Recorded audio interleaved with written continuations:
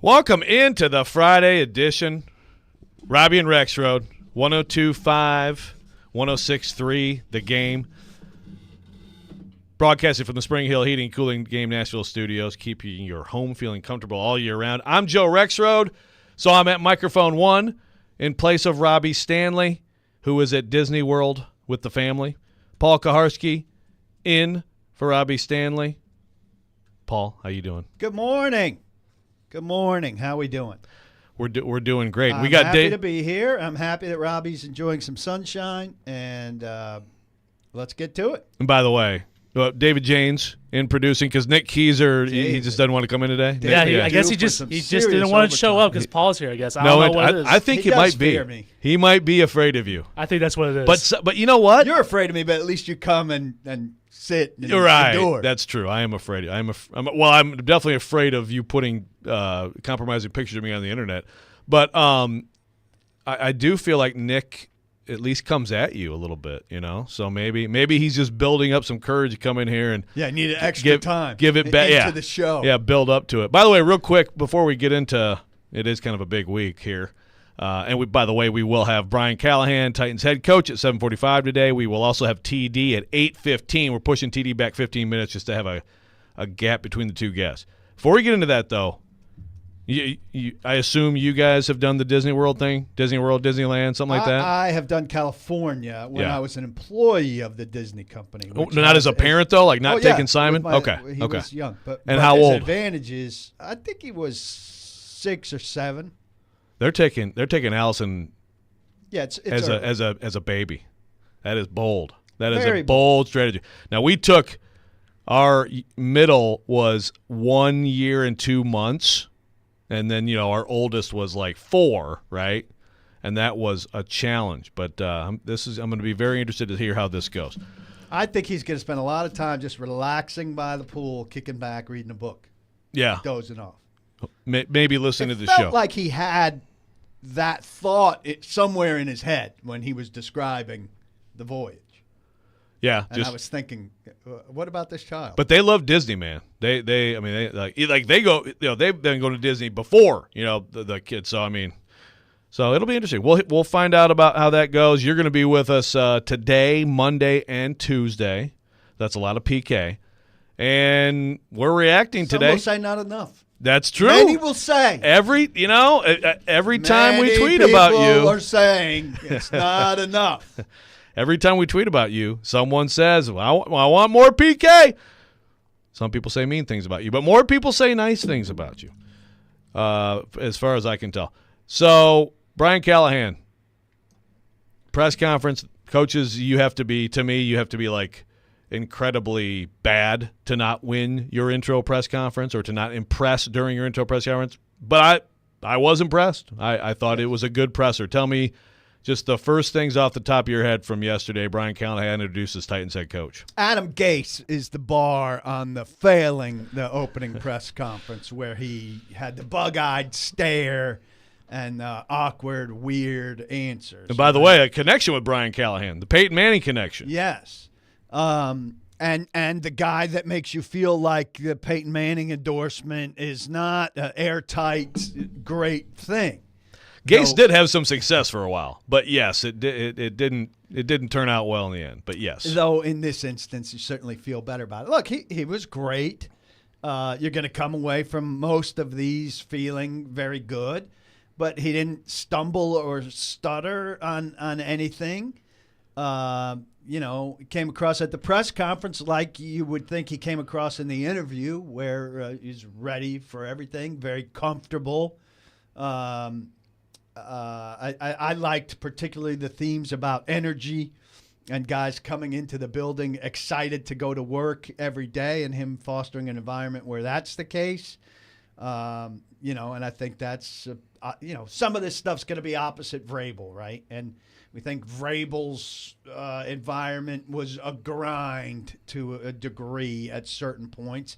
And look, I'm not a big believer that Vrabel was a total Patriots way guy, but in that Patriots lifestyle, there was a certain element that was devoid of joy, and the winning took care of that, right? And when it was good under Vrabel, it is a grind, and the winning, going to the AFC Championship game and having that promise or getting the number 1 seed did take care of that, I think, to a degree. That was fine for that regime. And I think the resilient, relentless themes that Callahan put forth for how this team is going to be were good. But again, those were Vrabel themes. Yeah, I mean, relentless is a word Vrabel uses all the time. All the time. I think it has to go back to Vrabel to some degree comparatively, right? And I did a big chat last night, and a lot of people were like, whoa, so different than Vrabel, so different than Vrabel. And I said, when Vrabel had his introductory press conference, the city was just as fired up. Oh, yeah. Whoa, we got an alpha now. Nobody's going to push us around. Look at this guy. You can't compare Callahan yesterday to Vrabel's miserable press conference in the middle of a 4-game losing streak. Right. You compare the start to the start. And, Vrabel was more of a tough guy and all of that. We know the differences in personality, but people were fired up. People, like you said, after a head coaching press conference, introduction, are pretty fired up. Callahan was terrific yesterday. Terrific. Yeah. And I think there's good cause to be fired up for the news of the day. It doesn't win you any games. It doesn't get you any players, all of that stuff. But a great day for the Titans to celebrate and be optimistic, and you're back in that cycle of new, fresh hope, right? Yeah. You're right back got the there where they video, can sell it. the official, the video, the plane. It's so funny because they have Callahan. He's got a young family, and the kids were cute yesterday. But like they're coming off the plane, and I'm like, God, I swear it seems like yesterday it was like, Vrabel coming off, and John Robbins was like, oh yeah, bro hug, and it's like, and new video of era. Ran, greeting the kids at Right, the doorway. exactly. The Yeah, thing, Ran, getting high fives. yeah. I mean, look, hey, first of all, if you're the team social media, that's what you do. I've talked about this before, but I go back to Malarkey, right around that time with Vrabel, and I know, we're talking about Brian Callahan today, but I can't help but think of this. It's like Malarkey, they beat Kansas City. And it was the whole, the Titans said, leave our coach alone. That's our coach. And then all of a sudden, a week later, it's like, new era for the Titans. Right, yeah. I mean, but that's what you do. I mean, you're celebrating whatever the situation is, and you're selling it to the customers. I think the interesting thing about Callahan is, and I was listening to some more of him in a different setting on my way in today. He's got a way of he doesn't raise his voice really. I wouldn't call him monotone, but he doesn't have an energetic voice, if you will, but there's still enthusiasm in it. It's an interesting combination of, and yesterday one of his answers was, I'm going to be with the players mostly like you're hearing me now, and then once in a while I'll have to. Well, TD brought up a time this past season where he actually went off. Went bad cop. Sure. But I think that's interesting because he's talking very normally, but you can hear in it high energy and enthusiasm. Without it being, hey, after the break, I'm going to come back and tell you. Yeah. Yeah, right. Yeah. See? We go through one segment and you take a shot. Robby and Rexrode are proudly sponsored by Chuck McDowell Medical House Calls, Middle Tennessee's best medical care in the comfort and safety of your own home. For more information, go to medicalhousecalls.com. If you want to get on the conversation today, folks, that's the 1025 The Game phone and text line driven by WilsonCountyHoney.com. 615-737-1025. I did that from memory, by the way. Tremendous. Thank you. So, so first of all, I'm with you. It's interesting that you pointed out the intangible stuff as the notable things. I thought you would be more interested in the nitty-gritty football stuff, including, which we'll get into, but, he likes receivers who block. I was very excited to hear that. Well, the two nitty-gritty football things I didn't love. Okay. But I don't want to head straight there. But you're going to set it up. Two things I didn't love coming up next. Yeah. After the break, I really liked Brian Callahan. Really, really liked him. But there are two things that I didn't love when we come back. No, I thought that, the football stuff all makes sense. And I know, we're going to get to all of this in more detail. When he talked about his offensive stuff, he did talk about the running game. But guess what he talked about first? passing. Yes, this is true. So that was very exciting to me. He talked about passing first, talked about matchups and winning matchups, talked about putting guys in advantageous situations. A lot of this is commonsensical football of 2024, but he articulated it and laid it out. And so, simplicity wins on a day like that. Yeah, I liked actually. I liked a couple of his best answers. I thought were just real quick and like he just knew the answer. One was, and I'm not even exactly remembering the question right now. And we'll play some Brian Callahan too. And again, like I said, we'll have him later. But it was basically like how do you? I think it was a quarterback question from Terry McCormick, and it was just like communication. Just good communication, back and forth communication, right? We don't have to cite the questioner on all of these things. We can. Okay, well, whatever. I'm just trying to give credit. It was a good question. I give credit. I give you credit when you ask a good question. And then also the accountability. TD asked that question and basically just make it clear what the expectations are. He had quick. And if you're not, this is not what we want. I like that part where he said, like, this is what we're doing. And then if we see somebody not doing it, we say, this is not what we want. Yeah. And we reset it as to what we do want. And another thing, and I wrote a little bit about this because, talked to Zach Taylor some. And the interesting thing to me with Zach Taylor was the gushing about Callahan as a culture guy, right? Like, that's to me, it's like, well, the last guy was the culture guy, right? Yeah. But it doesn't seem like that's what he said. No, but this is where he's really special. Where he was really special with the Bengals. But the quote from Callahan that I thought spoke to it, even though it was specifically about quarterbacks, was "There's always plenty of scheme." I like that. Like, there's always plenty of scheme. Yeah, it's like what fits your personnel, but then also all the other things. Like, it all matters. And I will get annoyed, PK, on the Vrabel comparisons, just because it's always this way. Whoever leaves sucked. Satan gets blamed. Let's blame him for everything. Had a terrible environment. Oh, Wesley Woodyard said they had lost a team right before they had two of their best seasons in the history of the franchise. Whatever. No sour grapes there. Right. And the reality is, I think Vrabel had a very good working environment. He was prickly. He was certainly prickly publicly. There's no doubt. There's a big difference that. We'll see a huge difference there. Will the difference be that vast for the players in their daily work environment under Brian Callahan as it was under Mike Vrabel? Do you think? I think it'd be different. Vastly different. I don't know. I think maybe here's what I wrote when I was talking about traits of the team. I think Vrabel was a terrific leader of men. It was hard to get into his circle, right? You had to meet some really high standards. And Callahan talked about meeting really high standards. But I think Callahan will be the leader of more men. I think his envelope. Did you write that? Yeah. Ooh, look at you. I think turn a phrase there, PK. I think it will be a bigger envelope, and that he'll work harder or have a longer allowance, more second chances, things like that, to let a guy in instead of being like, screw it, I'm done with you, you're out.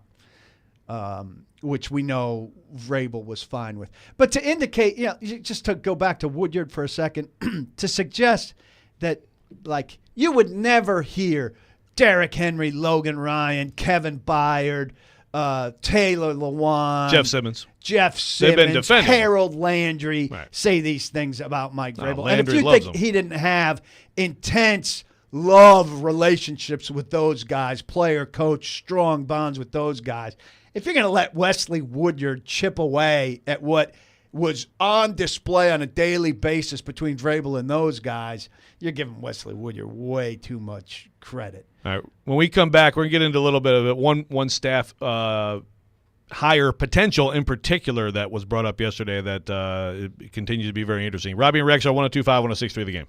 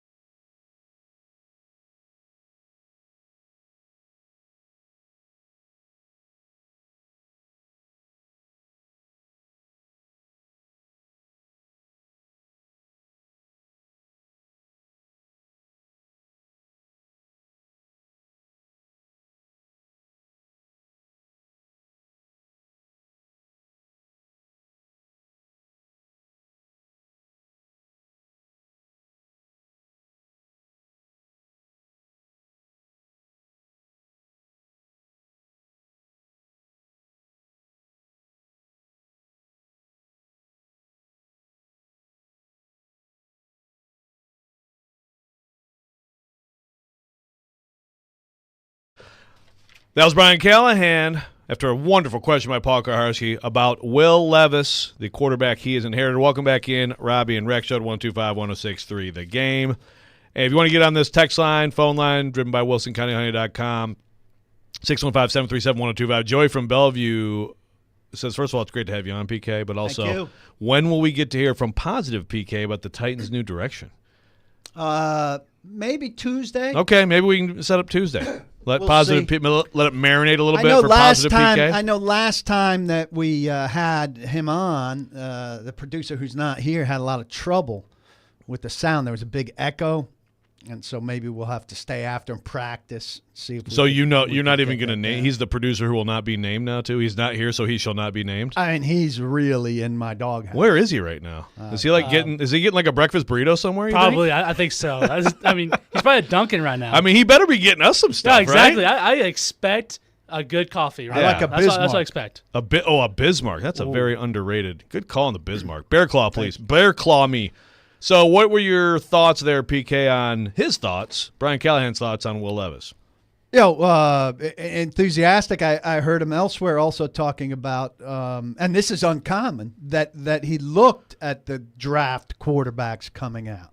Most teams, you've got Joe Burrow. If you're getting a quarterback in the draft, it's not going to be Will Levis. They're not scrutinizing you wouldn't those have paid guys. much attention, but he sounded like they looked at him, relatively thoroughly, and he had a good feeling. He said, had a good junior year, not as good senior year because he lost some weapons. Knew the general stuff with him. Sounds enthusiastic about that could have been a cram session the last couple of days. Yeah, sure. Yeah.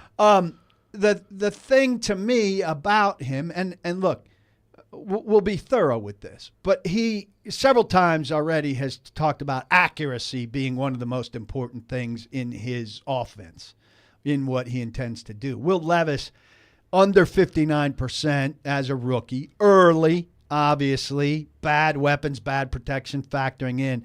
But we know accuracy is not Will Levis's number one thing. He's not going to ever rank, I don't think, among the most accurate quarterbacks in the league. See, I think you're jumping a little bit with that conclusion, but we talked about this, and they'll obviously emphasize the passes that he can throw most accurately. But as a counter move, a defense is going to then lean heavily to defend those areas of the field. I just think if it doesn't work out with Will Levis in some way, shape, or form, that's going to be the root of why. And Levis, has had a reputation from the beginning of accuracy not being his number one thing.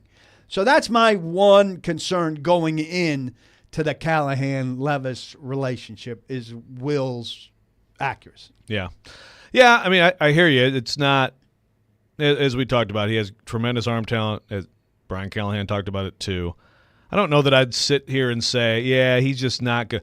Like, I always equate quarterback accuracy to, like, someone's jump shot. It's sort of like whatever you have kind of thing. Like, once you get to a certain age, like, if you have a funky jump shot or throwing form, motion, then, like, it's hard to fix it. But I always point to Josh Allen. I watched him as a rookie, and I'm like, this is a terrible pick, and he will never be an accurate quarterback. What are you doing? But they did also have done a good job of emphasizing his strengths, right? And he's gotten better, though. I mean, he got better. And completion percentage can be like David Carr had a terrific completion percentage once upon a time because he was getting sacked a million times, and he threw a billion passes behind the line of scrimmage. Right. So it's manipulatable. I'm not looking for that. I'm just saying. Can you consistently deliver those short intermediate routes? Yeah, and he wasn't great on intermediate routes. Now, again, it's rookie stuff also and bad team stuff also. So we'll see.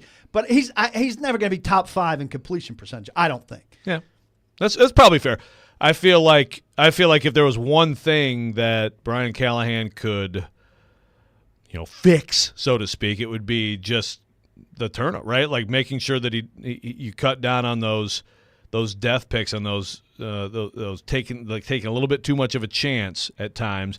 And if you fix that, I think everything would fall into place pretty well. I think he's accurate enough. I think where the chances are taken in Will Levis's repertoire, I'm all right with some turnovers that are punt-like, right? Sure. Arm punts are fine. Right. So I think Nashville needs to kind of get used to that he maybe is going to throw a few more picks, and the pick rate will maybe be up a little bit because of the aggressive nature of what they could do offensively if they get outside guys who can burn it a little bit, which they desperately need. Yeah. Staff, I wanted to get to staff questions. First of all, big picture staff question for you. Do you feel like the one thing about Brian Callahan, and I do think this is an improvement from Vrabel. He's been around forever, right? I mean, I think he and Rand Carthon both have a lot of contacts, a lot of relationships around the league. Do you think he has a chance to, with his first staff, I guess, build a good staff and be able to pull from more sources than Vrabel? Vrabel had been with other organizations, but as a coach, he'd only been with the Texans in the NFL. That's question one. Yeah, I suspect so. I like, too, that he said a mix of veterans and young and people I know and people I don't and all of that. I was encouraged by what he said there, and I think they will be able to pull a good staff. There's another thing I wrote. Jim Schwartz told me this once. It might have been on a radio interview. He said one of the big mistakes he made in Detroit was thinking that his initial staff was his staff, right? You're going to bring this staff together.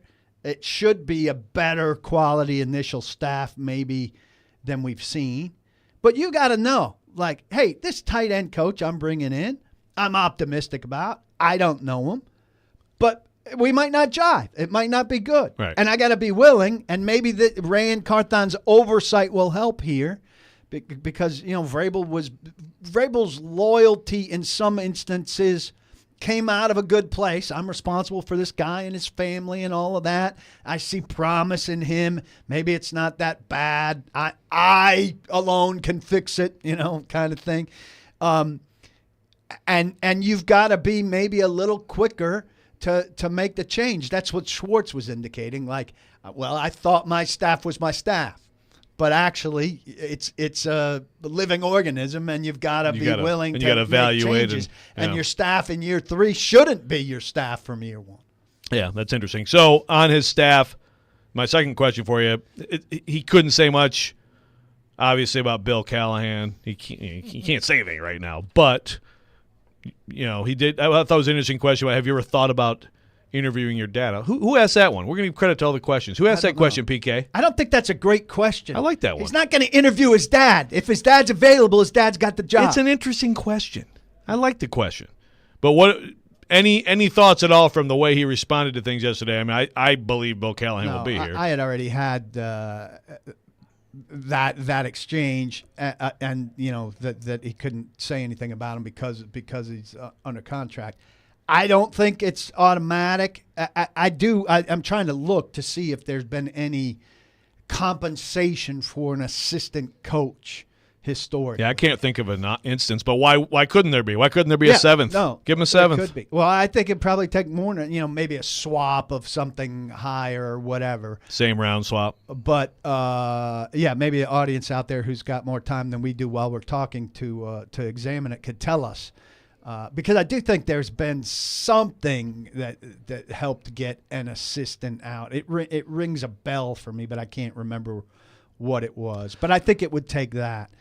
And if he can't get him, I know some people are up in arms, like you got to let him out. The Vic Fangio thing I'm up in lately, arms because you do. The Vic Fangio thing lately is different because Fangio almost went to Philadelphia a couple years ago. Yeah, so Mike McDaniel was cool and let him out. And then something happened, and he didn't go because Philadelphia got slowed down or thought they weren't firing their defensive coordinator. He committed to Miami. Then it did open up in Philadelphia. He stayed true to his commitment to Miami. Now it's come about. So there was something previous. I just think Cleveland's offensive line is very, very good, and I can't see them just sacrificing. Yeah, kept man coaching their offensive line. Ridiculous concept. All right, when we come back, we'll get into the Rand Carthon side of this. Robby and Rexrode, 102.5, 106.3 The Game.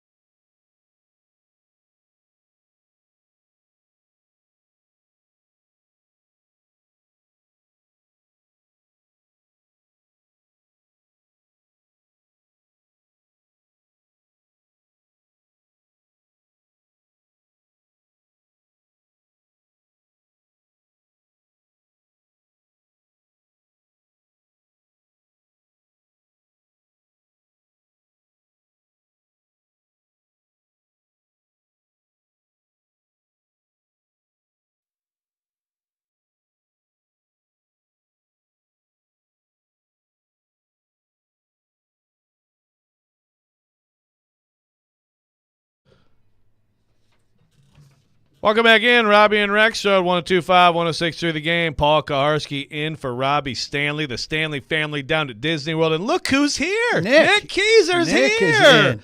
Hi, Nick. What's up, buddy? Hey, guys. What happened? Greet us. What happened, Nick? Well, first off, I apologize. No, you don't have apologize. That's a good start. You're just going to take crap all day. No, I apologize. have never been late to this job. I apologize. And I was watching hockey last night, and I always even set my alarms when I'm at home games for the next day. That way, it's already there. I made a silly mistake. Did you put have it PM? ready. Did you put PM on it? I didn't even. No, there was no. It was not that. It was just I had the alarms there. Just didn't turn them on. Didn't do it. Just didn't flip over to the green. Just didn't turn it on. Listen, hockey puts me to sleep for a long time too. Wow, that was totally unnecessary. Wow. You made a bunch of terrible noises when you did that too. To be fair, PK probably didn't even watch the game, but the game was pretty boring until the third period last night. Yes, so, big win for the Preds, by the way. Big win, for the yes, Preds. yeah. All right, so next year you didn't get us Bear Claw and a Bismarck, no? I did not. Tomorrow. We Or requested Monday. that on the yeah, tomorrow. Yeah, he'll bring Monday's it in. my birthday, so you could Ooh, bring in. that's even better. something I don't mind really bringing them. Terrific. You're I don't gonna- mind. You're going to be with us on your birthday. How about that? How We'll about have to that? do something special for PK's birthday. I do live right by a donut shop, PK, so you're in luck. I will pick them up, and I'll get you a bear claw. I will eat them. For now, I will get you a caller if Ed is still there. Edward. Ed? I am. How I you am doing? here. Good morning, guys. Good morning. Good morning. I'm very excited about this just because it's change, and I did think Vrabel got a fair run at 6 years, but nothing against him. But I'm trying to be realistic about the roster that Callahan is inheriting. It's worse than what obviously Vrabel inherited as inheriting a playoff team. Is it worse than actual malarkey times? It might be, right? I mean, I think it's very equivalent, but at least you had a left tackle on that team. You probably had the same strength on the defensive line. So I just wonder if this is we need to be more patient because this is not going to be a quick transition, I don't think. Thanks for the call, Ed. Here's the thing. That's a good question, actually. Yeah, and he talked. Let me jump in real quick. My answer would be it actually was better for Malarkey's first full year because the fantastic offseason they had, first offseason of John Robinson, that shored up a lot of things. Yes. Yeah? And they've got an opportunity here. Last year's team turned over 45%. All right? I would expect this year's team to turn over at least 45%. Here's the difference. They don't have to bargain bin shop in free agency. All right? And you're not drafting a quarterback who's going to sit for half a year, roughly. You don't have a third. You need two high-impact players out of the draft. One of them, I think, has to absolutely be a left tackle. The other one needs to be a wide receiver or a cornerback.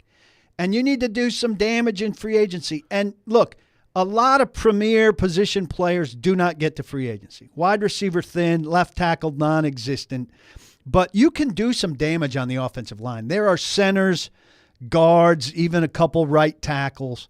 They could come out of free agency with two prime players at least on the offensive line. Then you draft a left tackle. You got three prime players on the offensive line, and you've done some massive work. They can spend money here, front-loaded money even. This can be a much different team. And so I like what you said, Edward, about being patient, but I think you can be optimistically patient. Houston teams turn things around in a hurry in the NFL oftentimes, surprisingly fast. There's a worst to first almost every year. I'm not saying it's going to be the case for this team, but it also won 6 games with that crap roster. Yeah. So the baseline isn't, I'm not giving them a 3-win team. No. You're giving them a 6-win team. Terrible to pretty good happens all the time. And again, we've talked about it, but three of the teams playing last weekend were the second, third, and fourth lowest win projections per Vegas. Right, going into the year, like the Rams and Bucks were supposed to be, and Texans were supposed to be horrific. Right now, some of them, like the Texans, had kind of been building the roster quietly amid all the turmoil. But think about that first offseason for John Robinson. First of all, yes, you had Taylor Lewan. So a big part of 3-13 in 2015, terrible team. They can't block. Mario's getting crushed. Wisenhunt gets fired.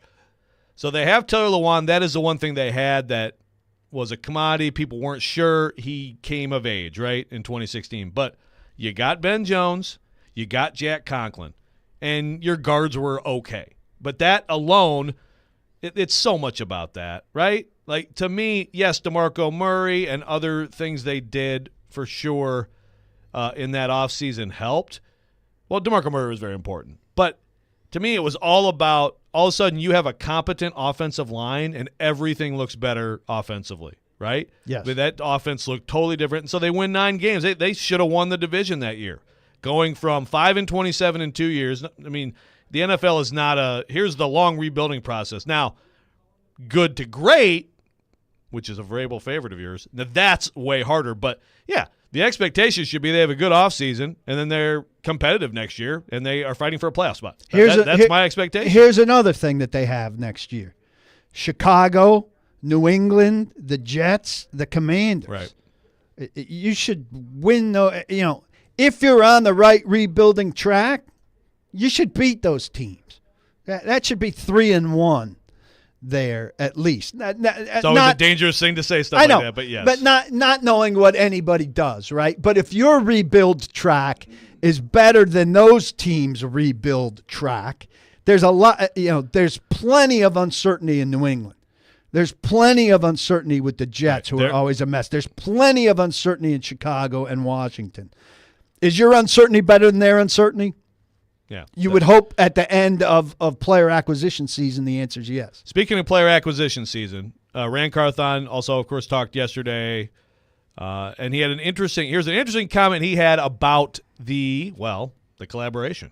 The one thing that stood out to us with Callie was just his ability to not only know what he wants, but be able to articulate that in a clear and concise manner.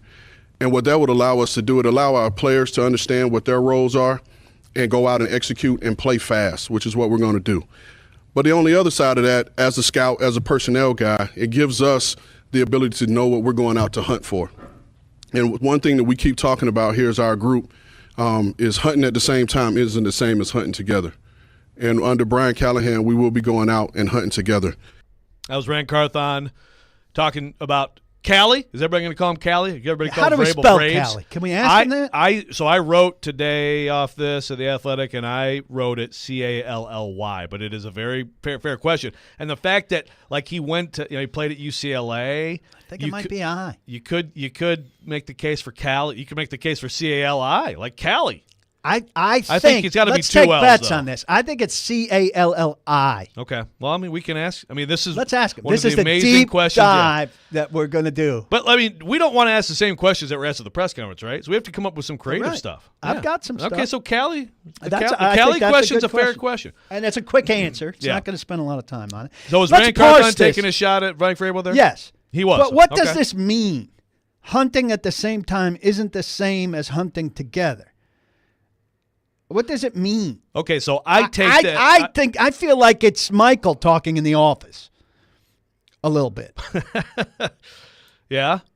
I mean, I don't really know what it means. So I take understand that the difference between the two, like that they're not the same thing, but to me, what I think it means is you go through the process together, and you have your thoughts, and they have their thoughts, and then you can argue about things or whatever, and then one or the other gets their way, versus you go through the process together in lockstep the whole way, and you come to conclusions together. I mean, that's how I take it. Then it's a conflict that this is a conflicting shot because he said they were in lockstep. Well, I understand that, of course. Yes, everything was in lockstep. Everything was on, and then I know. And now we're not, we were just hunting at the same time. Yeah.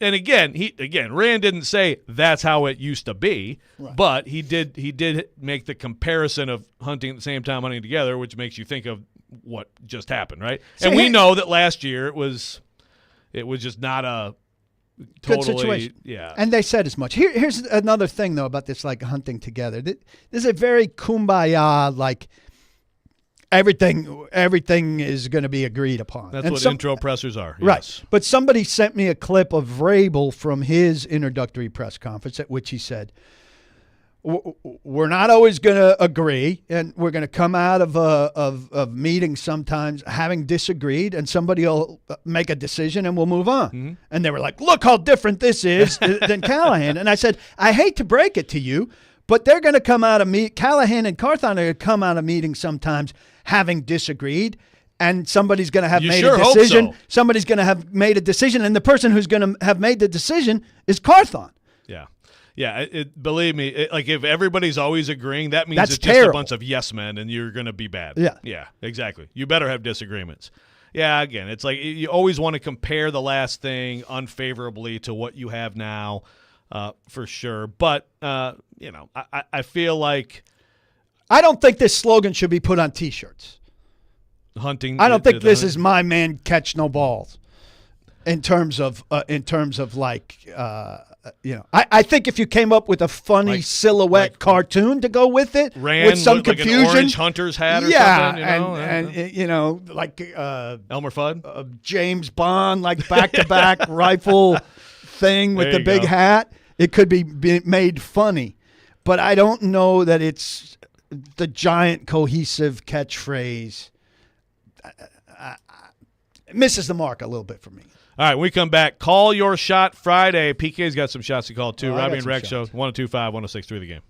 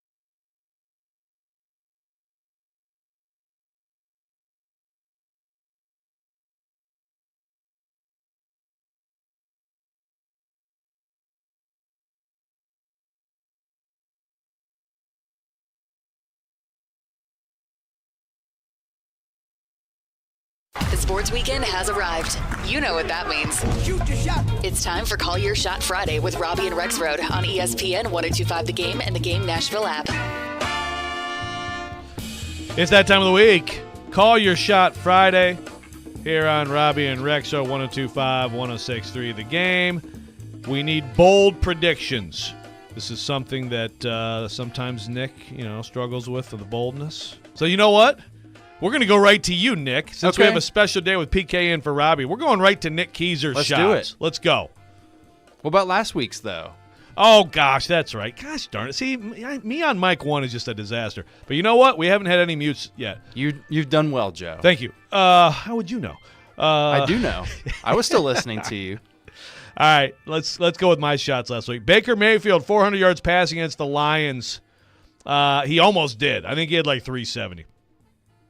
Patrick Mahomes will outrush Josh Allen. Honestly, I'm not sure about that, but I don't think I was right. Can anybody tell me definitively right now if he outrushed him? Someone please look that up. I'm pretty sure I was wrong. Aaron Jones will have a touchdown run of 50-plus yards against the Niners. He had some good runs. I think he had a 50-plus yard run, but it didn't go for a touchdown. Nico Collins, 150-plus, and a TD in Baltimore didn't happen. Cody Glass, 2 goals at Arizona, also didn't happen. Josh Allen outrushed Mahomes by a lot. Okay. Robby had Tommy Novak, 2 goals against the Coyotes, also did not happen. Titans hire Mike McDonald as the next head coach, says Robby. Oof. I like the shot. Didn't happen. Terrible shot. Jordan, but that's the whole point, PK. Don't come with some weak shots today. Jordan Love, 80% passes at San Fran, didn't happen, and the Lions will beat the Bucks by 17. Actually, I think did they lead by 17? They had a chance. They at least led by 14. Ended up being an 8-point win. And Nick, now you better be ready with this stat. Cody Glass, 5 face-off wins. Did he have 5 face-off wins? I don't believe so. I love that. I remember checking that one a few days ago. I don't think so. You also said a 2-goal win for the Preds after allowing the first goal, which didn't happen. No. And Vanderbilt, women's basketball beating Tennessee on the road by 6. It was a tie game with about 2 minutes left. Tennessee finished strong and won the game. So there we go. Now, Nick, your shots for this week. I'm going to say that the Predators beat the Oilers, and if anyone's not aware, the Oilers just won their 14th consecutive game last night. Wait, wasn't that the 15th last night? 15th. Yeah. You're right. Yeah. So it was sleeping. was not asleep when the game ended for the Oilers because they won 3-0 over the Blackhawks. So I do know that. Boom. But I think that the Predators do win that game. I don't want to call anything else in the game because I think that's a shot in of itself because the Oilers have had the Preds number for quite some time. We'll count it.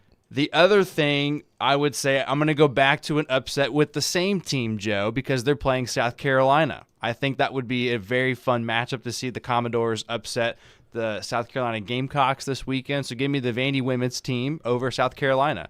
Now, South Carolina won by 6 last night. That might be overshooting it. But okay. So now I'm overshooting my shots. There's a range of, we're outside the realm of reality. Hey, no, I usually have more time. I usually have more time, but usually when I think more about it, Joe criticizes me. So there you go. But those are my 2 called shots this weekend. Why do you usually have more time?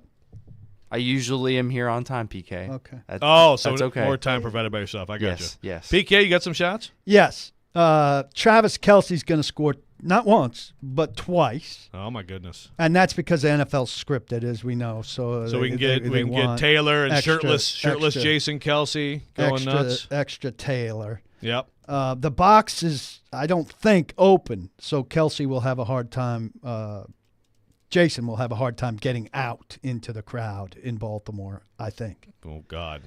Don't test him. How many can I do here? However I've many. got 3. That's fine. Baltimore will score under 20 points. That's a shot. In this game. And Mahomes, I'm sticking heavily with this game. Mahomes' passer rating will be 25 points or more better than Lamar Jackson. Listen to you, the Lamar Jackson hater, making sure you get some Lamar Jackson hate in your shots. I don't like Lamar Jackson, but I've just got to concede that Mahomes is going to do what he wants. I'm excited for that. I'm excited for both games. All right, my shots. Jahmyr Gibbs will outrush Christian McCaffrey. He will have more rushing yards on the strength, I believe, of one big run. That's bold. Well, outrush. Thank you. Patrick Mahomes, I guess I do this every week, but I'm going to do it again. Patrick Mahomes will outrush Lamar Jackson. That's a shot. Yeah, that's dumb. Well, we'll see. Philip Forsberg will come up Forsbig with a hat trick against the Oilers. And finally, this is a shot for those who follow Tennessee basketball because he has not been scoring at all. Josiah James, super senior, 20-plus points tomorrow night at Vanderbilt. Very excited to go cover that game between the Vols and the Doors, and we'll see what the crowd distribution looks like in that one. I suspect it'll be there's always a lot of orange for that game, but I suspect tomorrow may be heavy orange. Jim Wyatt, as we know, a Vanderbilt fan extraordinaire, is miserable about going to that game. Did he say that? Taking his pops. He said he's miserable about it? Yeah. He's not great. When his loyalty is tested, that probably tells you something about the state of a program. I mean, usually just, a night with his dad would excite him. But yeah. I think he'd rather take his dad virtually anywhere else. It's probably going to be a tough night. Go stroll Cheekwood or something. All right, Cam on the text line, driven by WilsonCounty.com. Liam Cohen will be the Titans OC. Leon Draisaitl at least 3 points, and Titans will draft a wide receiver at 7. What do you think about those two Titans shots? Liam Cohen, receiver at 7. I mean, Cohen's possible, but I think people are putting too much stock into the have to get somebody for Levis that Levis is familiar with, and there's a big, giant pool of candidates. So I think unlikely in the big, Cohen versus the field to take the field. Who would be your favorite? Who would be your favorite right now for OC for the Titans? Well, I like Thomas Brown, but he'd be coming from he's going to have a chance to call plays for somebody. All these staffs are starting to get assembled. He's going to have a better offer. So that's a fair point. And obviously, if you can demonstrate play calling, it's better than not, right? And what was the second one? Receiver at 7. I mean, it's entirely possible, but I think it'd be wrong. I mean, it's just the way. I don't want to get too much into mock drafts because, my God, it's January. But looking at how everyone thinks about it, including, our guy Dane Brugler and I like the NFL.com. Jeremiah. Yeah, Daniel Jeremiah. Everyone seems to think that this is going to play out that Joe Alt would fall to the Titans. If that's the case, I don't think there's and I'm not an expert on offensive line play, but I've watched enough clips of that guy and watched enough of him play at Notre Dame. I think he's a terrific left tackle that you'd have to draft. The number one thing the Titans need is a terrific left tackle. All right, we come back. Sports science and the Titans. Another interesting, maybe a little bit underrated, but PK interested aspect of all the happenings at St. Thomas Sports Park this week. We will get into that. Robby and Rexrode, 102.5, 106.3 The Game.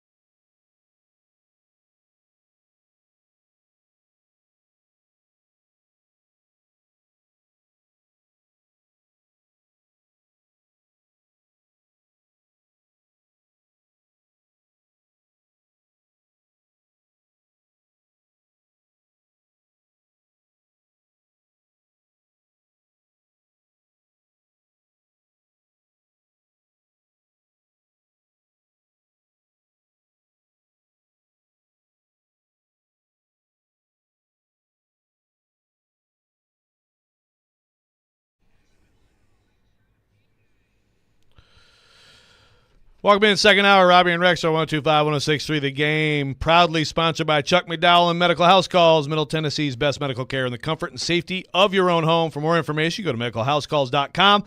Medical House Calls, where the nearest clinic is your home. We're broadcasting from the Spring Hill Heating and Cooling Game Nashville studios, keeping your home feeling comfortable all year round. Joe Rexrode here and Mike 1 for Robby. Stanley, PK in for Robby. Robby at Disney World. Nick Keyser here. Did not get us a Bear Claw or a Bismarck. And we're continuing to talk Titans the day after Brian Callahan's intro presser. Lot to get to that we still haven't gotten to, PK. What was that clip he just played? I just asked you to ask me about it, and then I forgot what it was. The clip he just played was the play calling clip. I asked him about, he confirmed he's going to be the play caller, and then he talked about you didn't need to confirm, but I reported it the day before. Well, when I reported that's okay. No, that's okay. I want to hear right from him. That's fine. Direct question, and he answered it. Thank you. Here's the one thing that we talked about when I was in on Wednesday that I need to correct because, and you were agreeing with me, and I still think it's not a big deal, but we were saying a lot of young guys have come into the role not having called plays. And I couldn't find any outside of Mike McDaniel when I went to research it. Zach Taylor. All right, I forgot Zach. There you go. There's another one. And I talked to Zach Taylor about it. You're not the only one to talk to Zach Taylor, by the way. Uh-huh. And he gave Continue to fluff yourself. The same rave review. Please. So there are only two, though, in recent times. And I thought it was more. Kevin O'Connell had called plays before. Okay, I was wrong about that one. I thought Stefanski had called plays before. McVay, even who's a generation before already, had called plays before. So there aren't as many who hadn't done it on the first day of their head coaching time. Yeah, I thought O'Connell as you and I both thought. Okay, so what do you think? Do you it doesn't change anything about what I think, but there's less evidence there's less in evidence to tell us that hey, guys just do it. Gotcha. If you'd like to get in on this conversation, phone or text line, driven by Wilson County. Let me try that again. Driven by WilsonCountyHyundai.com, 615-737-1025. So you were interested in, I think everybody's interested in, first of all, let's go back to Amy Adams Strunk's statement the other day. She just mentioned sports. She's talking about, it's not my father's NFL, and she mentioned a lot of different things, including sports science, which I thought was interesting. And obviously the Titans have been trying to figure out why the heck they've had such constant and frequent and beyond the norm of the NFL injury issues. But at the same time, it appears, PK, that there is some continuity there. So what do you make of all that and where they are right now? Yeah, this is maybe the biggest question I came out of yesterday with. Brian Callahan mentioned 9 people by name who were part of the committee or helped drive the process to select a new head coach.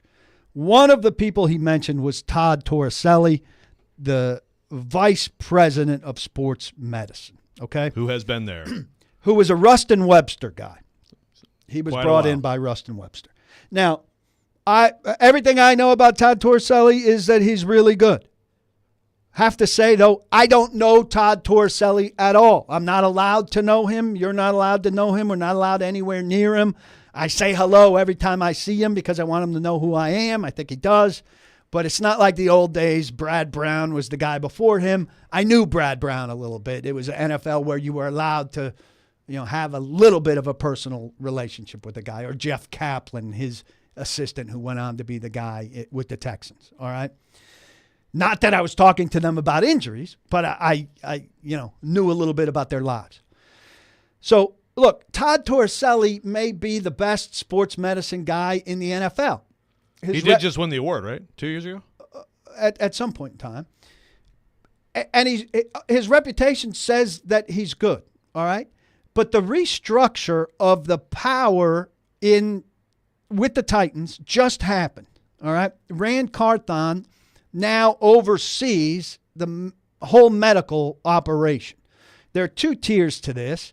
The sports medicine department, which is Todd and 6 people under him who work for the Titans. One of them's kind of farmed out by St. Thomas Ascension. And then 6 doctors who are with Ascension St. Thomas. So that's the medicine department. And then there's director of sports performance, Frank Pereno, and 3 people under him, Brian Bell, Tyler Rouse, and Haley Roberts. All right? Quick interruption. That aspect of it, I would think, would be more up for change. Okay. But that's just how And that's I a look general at it. feeling, right? But what we've been told is that they are going to look at all of it, right? They are going to look at everything. What I've been told is, no stone unturned, top to bottom, assess what's going on with injuries. Okay? If that is what you are going to do, why would you involve one of the people who needs to be examined in the search for the new head coach? That's preposterous to me.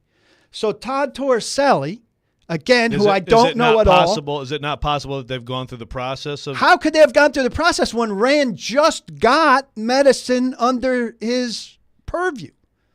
How could he have gone through the process when all they've done since the season's over is fire the head coach and hire the new head coach? There's no way they're done with that element of review. So this guy has to be judged as safe already if you have him in the decision. So how much have they reviewed it? Yeah, well, they haven't. It's a fair question. So it's a show. It's for show. They're not examining Todd Torricelli and his department. He's perfectly safe. Yeah. He's helping choose. He's involved in the process of looking for the next head coach, which on its face is ridiculous. Why would your medical person be helping choose your football person? Yeah. Well, that last part, I'm more with you. Look, I'll go back. I'll go back to what Vrabel said in that one press conference. Like, it wasn't last year; it was the 22 season, right? This place is bleeped up. What? No. What? What? He didn't say that. He might as well have. No, I'm talking about when it came up on the injuries about trainers. I believe this, and this is also talking to medical people. It's like they are not in a competitive situation. They are in a completely sharing information realm with each other, as opposed to the coaches in this league and the football side and the competitive side, right? So, I mean, to me, what I think part of the answer to your question there is that maybe they shouldn't have said turn over every rock, but the training staff, the medical staff is not up for – it's about training. It's about what you're doing, days, whatever, all those – the sports science aspect of it, right? But the medical side of it, I mean – I don't see how they could possibly be blamed for this. No, I'm not saying they're blamed for it either. Okay, but I mean, I want a complete and thorough review of the whole thing. I think we've been promised that, and already it's clear they're not doing that. Well, I guess I would ask you, is it possible to have done that totally independent of any of this stuff? No. Previously? No? When? I don't know. Rand just got the assignment. A lot of people in that building. Rand just got the assignment. Sure. I'm just I'm playing devil's advocate. The guy's advocate. airtight safe. You would think appears so. to me. You would think so. But again, should anybody in that building with any relation to medicine right now be airtight safe? I'm not. I'm with you. Look, I think the thing's predominantly luck. I don't see how you prevent Colton Dowell's injury when he's double-teamed running down the sideline and he ends up with a torn ACL. Yeah. Fans say, well, they didn't train hard enough. That's completely luck. I've been on the side of that the whole time. Soft tissue is what it's about. And there hasn't been this year. There wasn't nearly as much soft tissue as there were. And I'm on the side of them getting rid of David Long, even if he was healthy in Miami. People want the injury thing fixed. They get rid of the injury-prone guy, and then you go, oh, but I love David Long, even if he plays 7 games a year. Well, they figured it out in Miami. That's fine. They didn't figure it out here. He didn't figure it out here. Yeah, but that is Christian Fulton didn't. But that's galling to fans, and I would imagine to Amy Adams Strunk, right? Why are people leaving here and then they're fine? And that's fine. And I don't know how that's a Vrabel thing. Well, I don't think it's a trainer thing, right? I don't know. It could be a Vrabel thing. I don't know what it is. I want them to figure it out. But in figuring it out, I think you'd have some questions for Todd Torricelli in that as well. And while I have some questions for Todd Torricelli for it, I wouldn't say, hey, Todd, come in here and help us while we interview head coaches. It's akin to Vin Marino being in interviews for when Mike Mularkey got the job. You have your salary cap guy interviewing, but at least the salary cap guy, they weren't saying, hey, after we're done with this, we need a thorough review of our salary cap department. Right. Speaking of new structure and thorough reviews and all that, I want to get into the structure at the top with Rand Carthon and big promotion for Chad Brinker, what PK thinks about that. And yes, Zach in Nashville, I guess Stillman is dodging PK today. We will be back. Robby and Rex Show, 102.5, 106.3 The Game.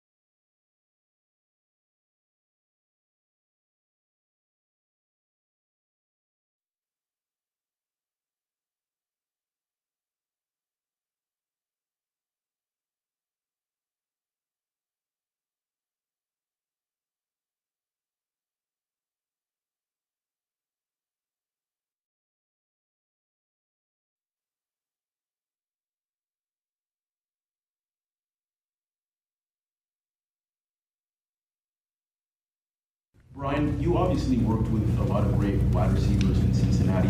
What are the qualities that you value most at that position? Selfless. That's a big part. You got to have selfless guys. They're a huge part of the run game. They run routes to get other guys open. They work in tandem together. And so that's an important part. That's a characteristic as far as physical traits go. You want guys that are big, strong, fast, and can catch. That's a pretty easy way to go about it. The more of those guys you have, the better you're going to be. So, Brian Callahan. Now that is my favorite moment of the whole press conference. What does he say when he's asked about receivers? He comes right out and says, "I want a receiver who blocks, baby. Give me some blocking receivers." I absolutely love it. Why? Bust because all it upsets me? Bust all your dumb narratives. It's football. You got to run the ball. You got to be physical. You need receivers who block, and also receivers who catch and make plays. My of dumb course, narratives of course. that speed would transform this team, and that they've That's needed not speed, what I'm talking about. and that they've failed at receiver for 25 years. I understand I understand the struggles. That's a narrative, because narrative suggests like you're making something Your up narrative. or you're forcing Here's a your directing narrative. thing. These are facts. Right, but the Tennessee Titans have sucked at wide receiver acquisition understand. for a quarter of a century. Right, but that's not the narrative. The narrative is what you said the other day, and I forget exactly what his words were, but like, oh, thank God, he just wants He receivers. didn't back off of that. I didn't say he just wanted a receiver. He I'm said not saying the he team backed that off it. passes the best wins the most. Sure, but That should be put on a T-shirt. But that should be emblazoned on the outside of the building. run the damn ball will always work, Paul. It'll always work. This weekend, who's playing? And what do they do well? Even the Chiefs, the one team that you would call the exception, a big part of beating the Bills and a big part of their better offensive play is that Isaiah Pacheco has become a physical presence and a consistent element in the run game. Running the ball is always going to matter. That's all I'm saying. And receivers who are selfless, as he said, who are part of the run game. I mean, if you watched it was the Packers game. The Packers game and what some of those receivers did against Bosa and other guys on the edge, huge parts of big plays for the Packers. So I'm just saying, everybody wants I think Chiefs. I think Pacheco. And I think most of the world does. That's not the point. The point is it's still an important part of their game. Of course. The other three teams. It's a two-element The other game. three teams, it's an absolutely indispensable part of their games. And they're some of the best in the NFL at running the ball. So I'm just saying it's not as simple as now the Titans are modernizing and they're going to just all throw. You got to have balance. They're going to throw more. They're going to throw more effectively. And they're that's going fine. to throw more philosophically. But what I did like, and that's all great. I did like the answer he had about balance. And I don't know if you have that quickly. Well, that's all right. The answer he had about balance, which is, I like that. It was like, yeah, I want to be balanced, but like, if it's all throw one game to win it, then it's all throw, right? I mean, I think that's a good way to go about it. Each Sunday is a different way. But the Bengals, as much as it's about Burrow, Chase, Higgins, Boyd, I mean, Joe Mixon's pretty good, man. And Perrine has been, that has been an important part of their game. Absolutely, but I think you're diminishing what he said about the passing game. When he was asked about his offensive philosophy, and I'm looking here for it because it's important, on his general offensive philosophies, I think the biggest thing that we want to do is put the players hold on, I'm in the wrong place. Put the players in the right position, blah, blah, blah. That's the starting point. Then he says, we want to be great at detail in the passing game. He starts with the passing game. We want to be great at detail in the passing game, route definition, route spacing. Want to be able to complete balls at a high percentage. That's great. Always going to be the goal. Then he gets to the run game. Every coach previously started that answer with we're going to pound it and we're going to be physical. If you think that's not significant, if you think that's not significant, that the pass game came first in that answer, you're mistaken, my friend. But the clip we played was what he looks for in a receiver. That's my whole point. And he went right to the other elements that you don't think don't mean anything. I don't think. And what does it all mean, PK? What does it all mean? NWI, Tennessee Titan 2024. There's a called shot. Receiver 6. There's a called shot. Receiver 6 on a 5 Receiver receiver 6? team. Okay, there you go. No, look, you have to let certain guys run their course, and he's now played 4 years.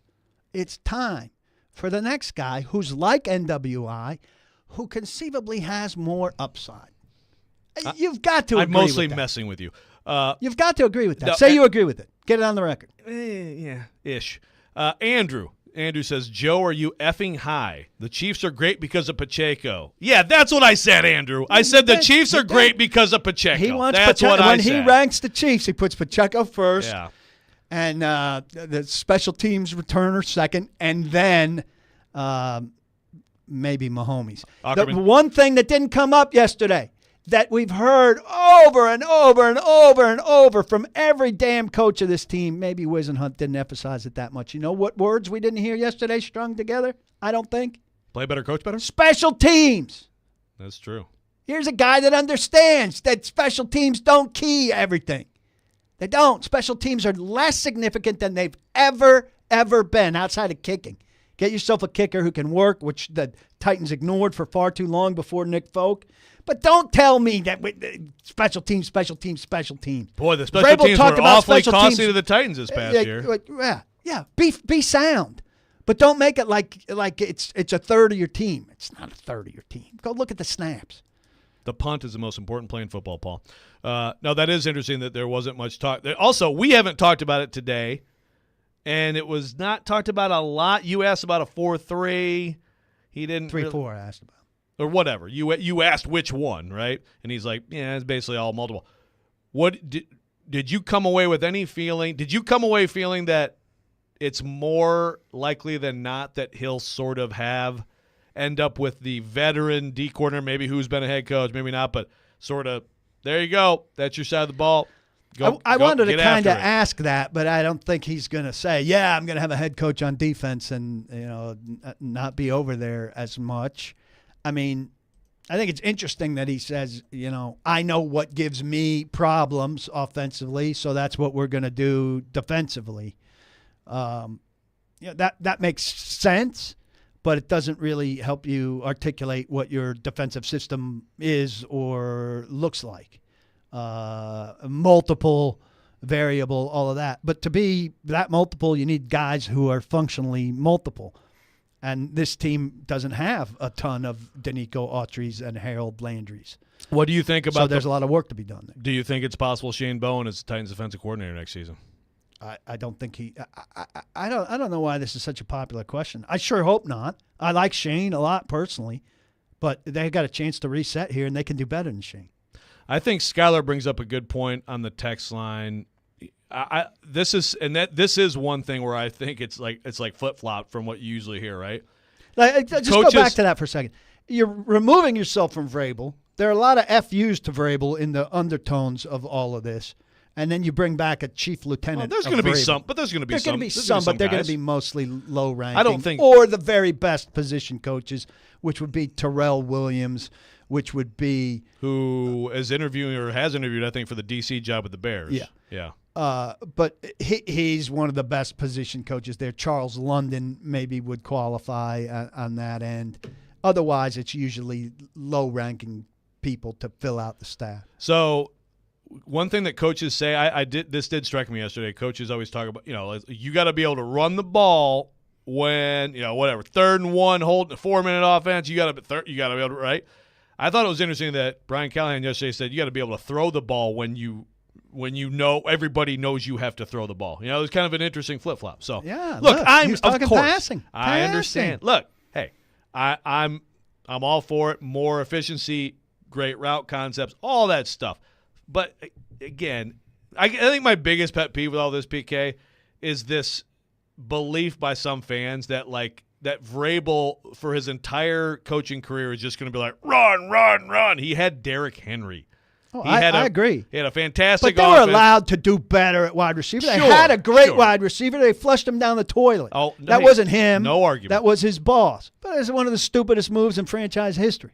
Actually, probably the stupidest move in Titans era history. And that's a statement. And actually, we're going to stick with Vrabel a little bit and Belichick and what the heck is going on at large in the NFL coaching scene. Coming up next, Robby and Rexrode, 102.5, 106.3 The Game.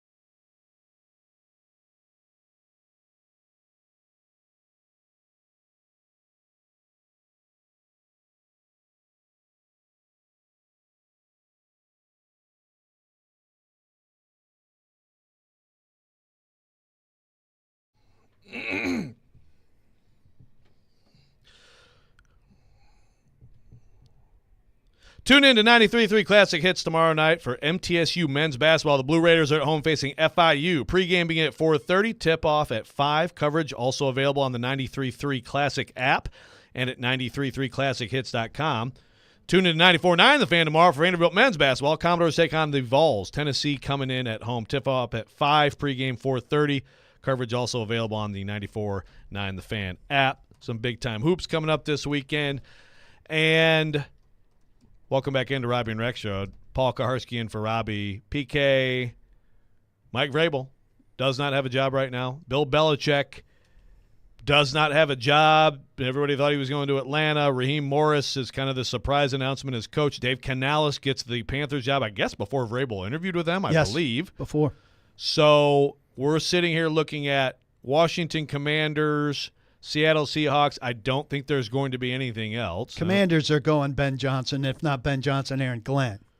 So they're going to take – you think they're going to take one of the Lions coordinators. I think a lot of people think Johnson probably. Seahawks could be interesting, Dan maybe. Quinn seems to me to have been their favorite from the beginning, but it's been very slow-moving. Vrabel's name was mentioned there, but there hasn't been any fire to it.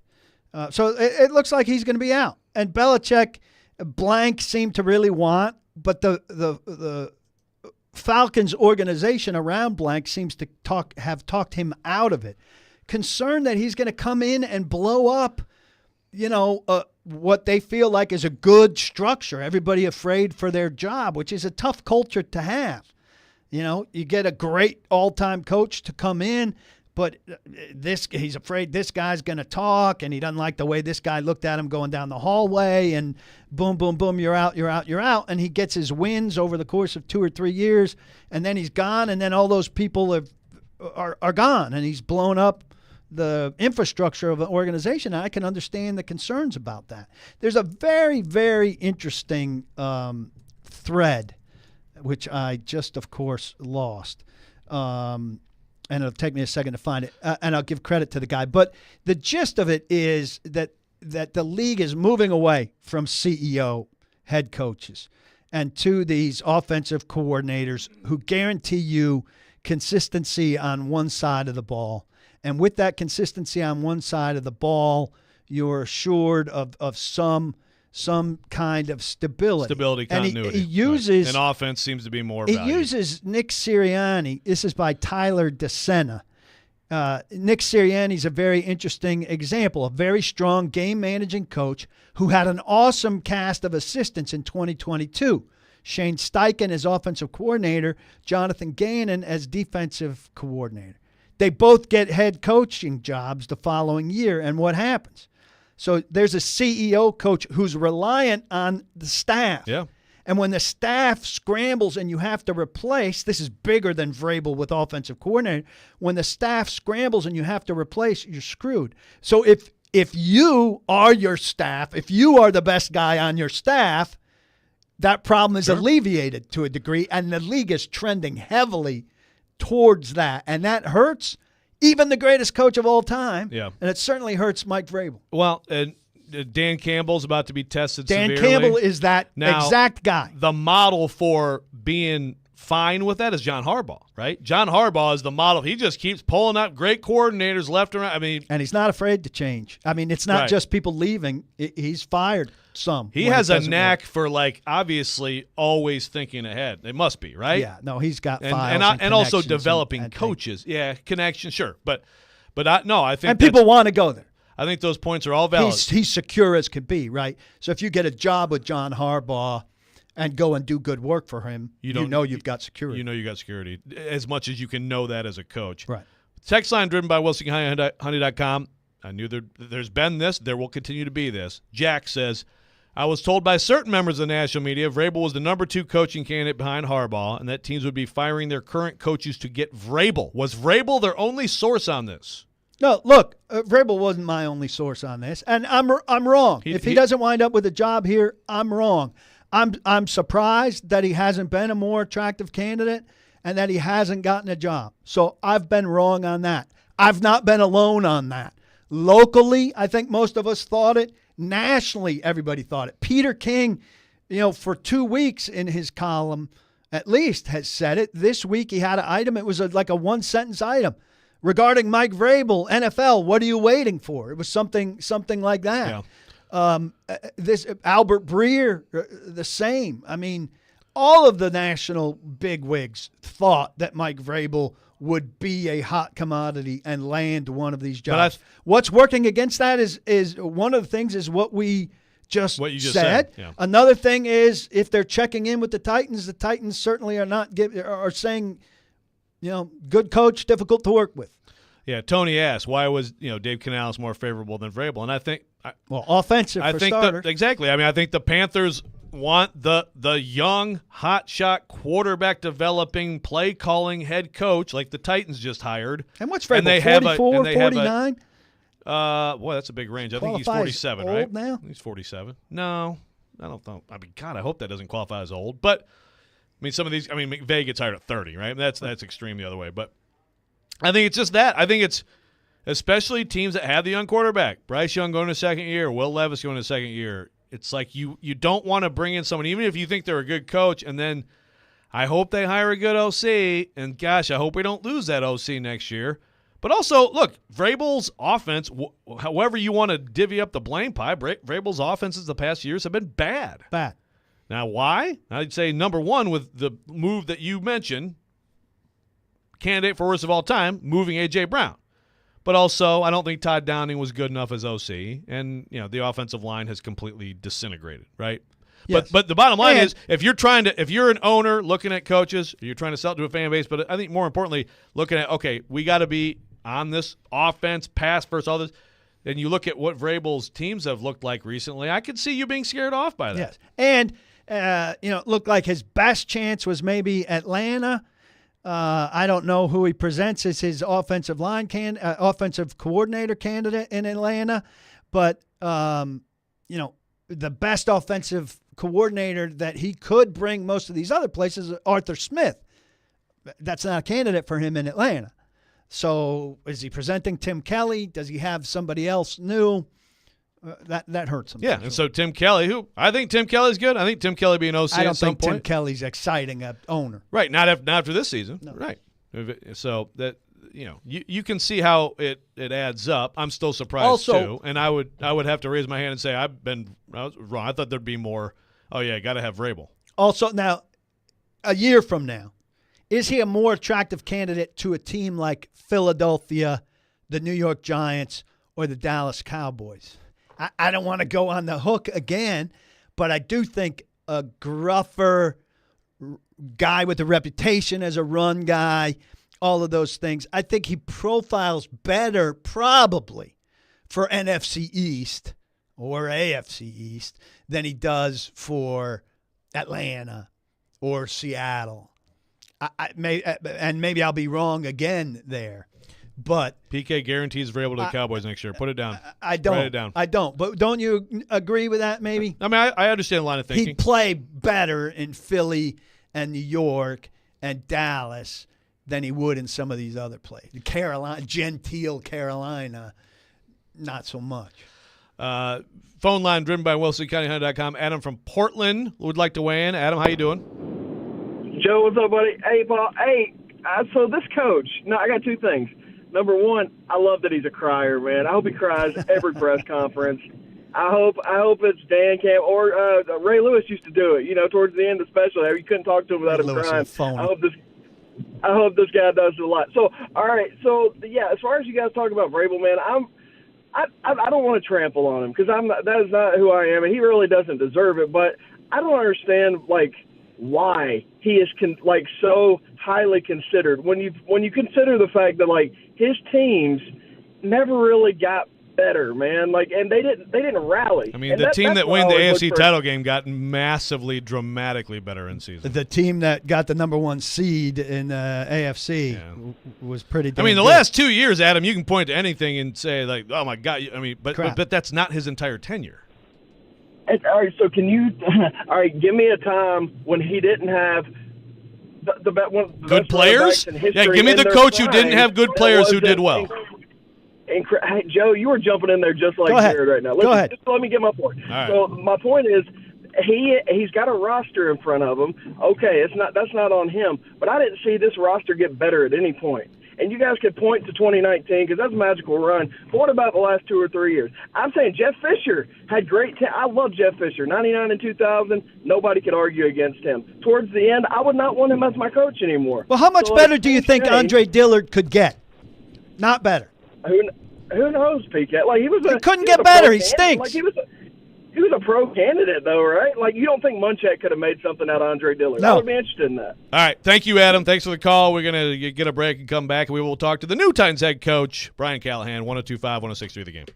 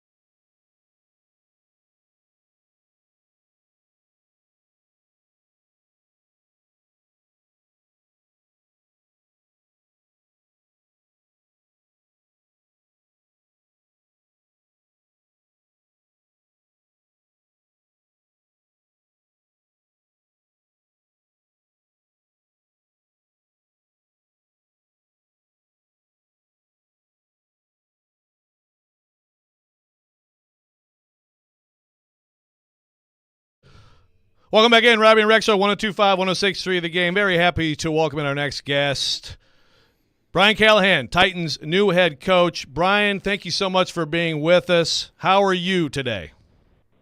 I am fantastic today. I'm finally, once I'm finished with you guys, I can finally get to work. Yeah, I'd imagine a little bit of a media car wash situation going on for you, right? Yeah, it was great. It was a really, really special day. Those are days you guys probably know, you dream about those days, and it was really cool to kind of savor those moments and enjoy it, because that's a big deal, kind of a career defining moment for me, and it was really awesome. And so I enjoyed it. It was fun, and now the work starts.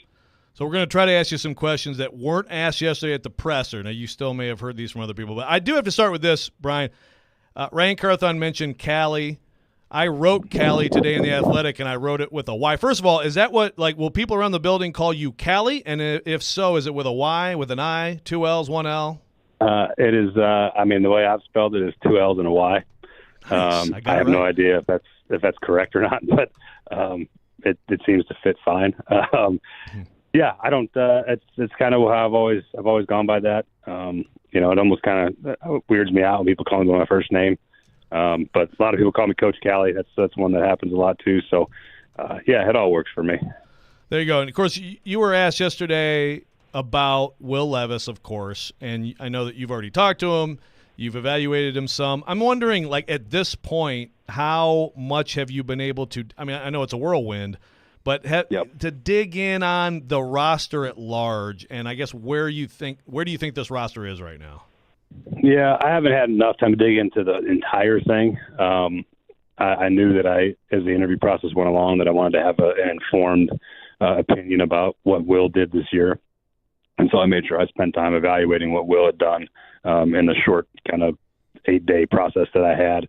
And I haven't had time to go evaluate everything. I kind of watched around him as I could, but I haven't sat down and dug into it. That's the part that I'm looking forward to. And just, I do have some familiarity with the roster, though, because we played against, in Cincinnati, we played against Titans almost like a division team for the last couple of years, just playoffs and regular season, and just play a lot of games against this roster. So I have a good initial feeling about it, and I'm looking forward to kind of digging into the weeds of it all over the next couple of weeks here. So I'm going to butcher the name of the coach where you were an assistant, a high school coach, offensive coordinator, quarterback coach. Is it Junipero Serra? Yeah, Junipero. It's Junipero. They don't usually use they just call it Serra. Okay. And there's two Serra. There's two Junipero Serras in California, one in LA and one in San Francisco. And so usually you hear people call it Serra. It's Serra and San Mateo. That's sort of the one, but yeah, Serra High School in San Mateo. So I understand that you've said in the past teaching freshman plays there was maybe as difficult a job as you've had, finding ways to get your points across. Tell us about that, and then what it's like to leap from there to being maybe taught master's level plays from Peyton Manning. Yeah, that's good. The freshman process was hard because a lot of the kids hadn't ever buckled the chin strap or put on cleats and didn't even know how to get in a stance. And so you really had to teach and instruct. I couldn't say, hey, run a slant route, because the kid would look at me like, I don't even know what that means. What is a slant route? How do I stand? What are my steps? What's the angle to come out? So you really had to break down in the best way possible. You're trying to break down exactly what you expect from them in those moments, and it really helped me refine how I teach and the detail that you have to teach with. And the biggest thing I learned is that you can't assume they know anything, and you have to teach all of it. And so it really helped me as I got more into teaching the kids. There's a lot more detail that I have to go with, because they don't know what to do if I don't tell them exactly every step of the process. And as you go into the NFL, these guys have played a lot of football. They're great players pretty much wherever they've come from. But I don't think that changes. And I think that the approach and the detail should still be the same. And you still are telling guys exactly what you expect. And I found that carried over. Even when I got to the I got to the NFL and I'm working with Peyton Manning. Those things are the same because if you assume that guys know exactly what they're doing, it doesn't get run the way you want it run. And then that's what I learned from Peyton. And Peyton was a stickler for that stuff. He wanted people exactly where they were supposed to be, at the exact depth that they had to be at. And he really didn't accept anything other than that. And, it was a much more demanding, and there was a lot more volumes of that stuff than there was as a freshman football coach. But I think the details were the same. The manner of coaching is the same. And so that was a really formative time for me when I was, trying to get 14-year-olds to run slant routes. Does Drew Brees still rank as your all-time favorite, and what's the basis of that? Yes, he does. And I was a sophomore in high school when he was at Purdue, and I wore 15 when I was a sophomore in high school. He wore 15 at Purdue. I just loved watching him play college football, and in a time when I was just enthralled by football in high school. And so I don't know. You guys have seen me. I'm not a huge person. Like I'm relatively what you call undersized for the quarterback position. And so, when I saw a guy like him, I saw a guy that looked like me. Like he 6 feet, wasn't like overly physically talented, but I just loved the way he played football. And like I remember that I have that image of him with the rose in his mouth, like forever, kind of in my mind. And it really started when he was in college. And so obviously all the things he's done in the NFL and his incredible Hall of Fame career that he's had was just really fun for me to watch over the years. But he was far and away my favorite quarterback, especially when I was in a very formative years in high school where that was my guy. And I actually got to tell him that of all the players I've been around, all the people I've met in my journey in the NFL, I had never met him. And I played against him a bunch and never went up and talked to him. I just didn't feel, that was kind of awkward. So he was doing a game of ours in Cincinnati. At one point he was broadcasting not this year, but the year before. And I did a production meeting and I told him, I was like, hey, before this starts, I just got to tell you, like, you are my favorite quarterback of all time. and he, it was cool. It was really cool for me to be able to tell him that, and he appreciated it. But yeah, Drew Brees was everything for me. That is very cool. Talking to Titans coach Brian Callahan. So switching to someone a little bit bigger than you and Drew, Brian, this is something a lot of fans have asked us to ask you, and obviously we don't know how things are going to work out. But just looking at Derrick Henry, obviously one of the all-time great players in this franchise's history, free agent, he's going to go find out what's out there and all that stuff. But how would a player like Derrick Henry fit into what you like to do offensively, if he would? Yeah, I think a player like Derrick Henry fits in every offense. He's been a remarkable player. He's been the face of the franchise here for a long time. And when you think of the Tennessee Titans, you think of Derrick Henry, and he's earned that. And look, if he is open to a return, that fits for us. Like, I'm never going to say no to good players. And I know that he's been an incredible leader in this building as well, which also carries a lot of weight. And so you can find ways to use every player. There's no offensive system that would say, I don't like to have Derrick Henry here. I certainly think he's got some gas left in the tank too. And so we'll see where that goes. I know he's going to hit the market probably and try to see what's out there for him. But, I would never say no to a player like that if they would like to return here and it fits for us. So I just think he's such a fantastic person on top of it, and he's meant so much to the city that I would never just dismiss that. It's always energizing to see somebody new coming in that has young children. And I understand Ronan, your young son, was running through the building yesterday, easily the guy with the best 40 speed in the building yesterday, and got a hold of some of the easy buttons. I guess those are Staples things. You press them, and they I guess they used to say this is easy. The Titans offensive linemen have some that are reprogrammed. Tell us about what he got into. There's a few of them that have some choice words that you probably wouldn't want to say on the radio. And he was just running around hitting that button that everybody saw. He was a maniac yesterday. I mean, it was like he had been thrown into like the greatest building of his life. Just, he was sprinting down the hallways. He was in everybody's office. I mean, he was like, I just stopped caring after. I was like, you know what? He'll get lost and he'll figure it out. So, but his energy level, I think, was unmatched yesterday by anybody here. I've never seen him so excited about being in an office building.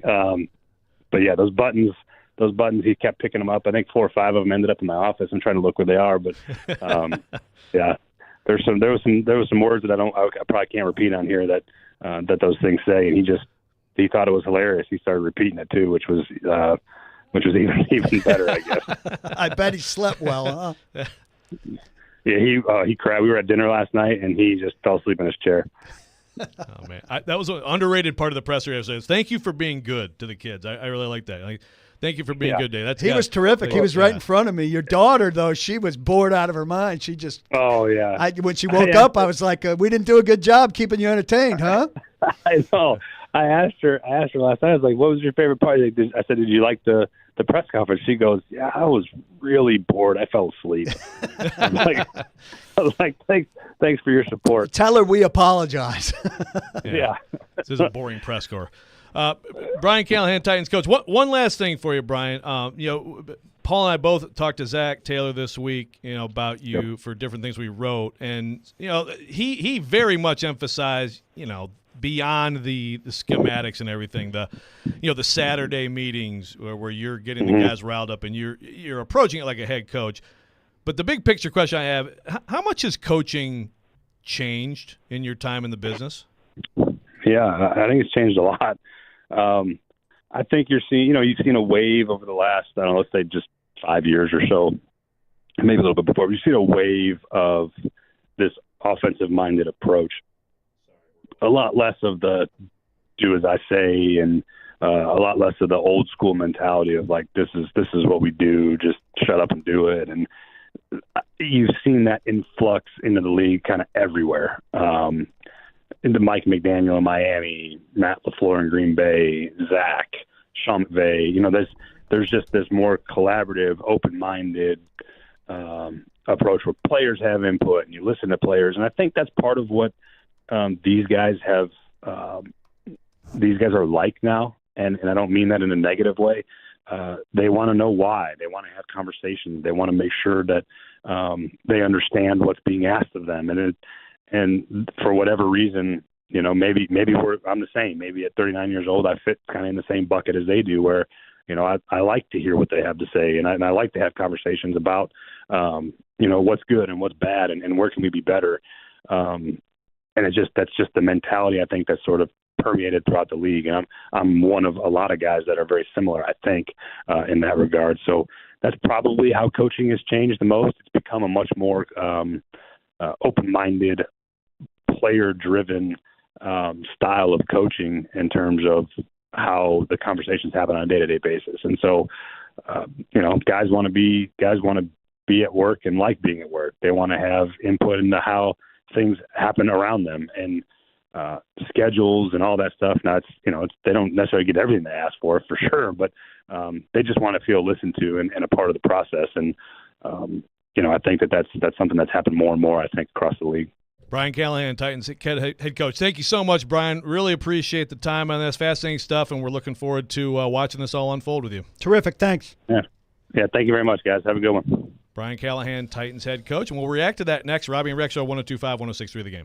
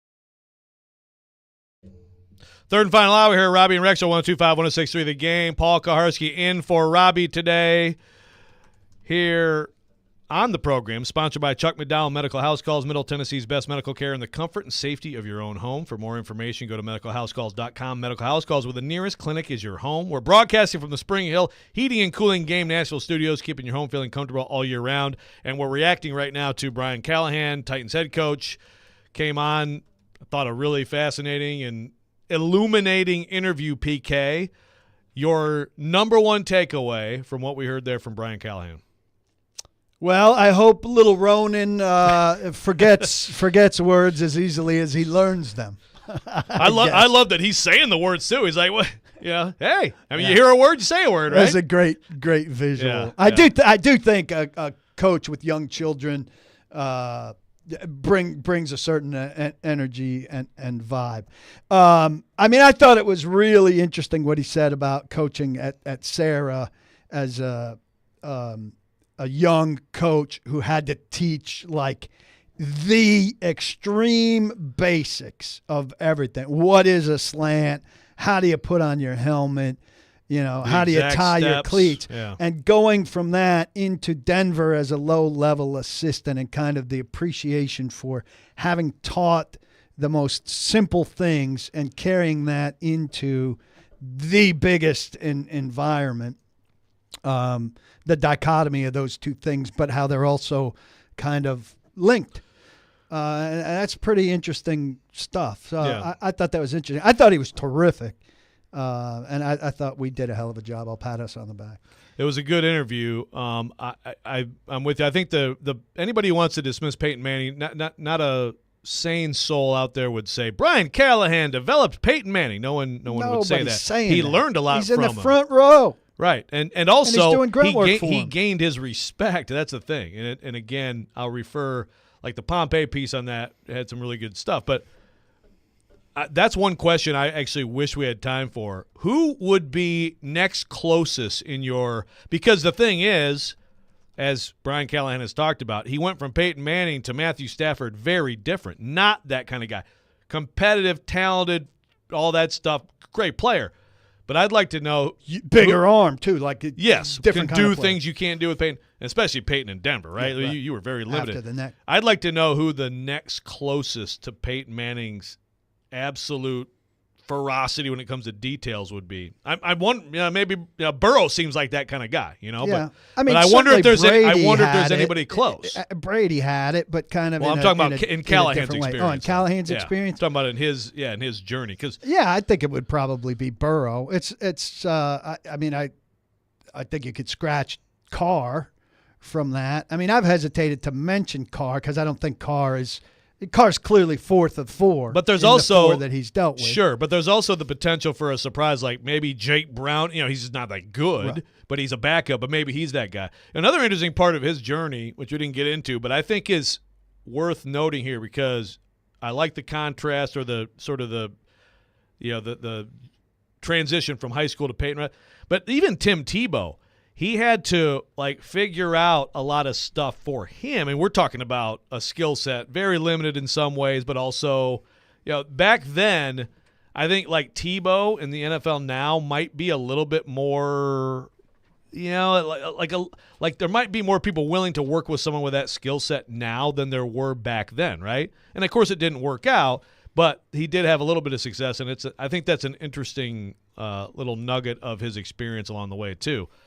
Zach Taylor said, and I have been trying to think of this. I'm sure I'm not thinking of someone, but he's like, tell me who would have more a better quarterback journey with the different experiences than Brian Callahan. I think hard to find. Here's another thing. You mentioned this earlier, and I think this is one of the more fascinating things and one of the more fascinating contrasts. You mentioned that he said there's always scheme.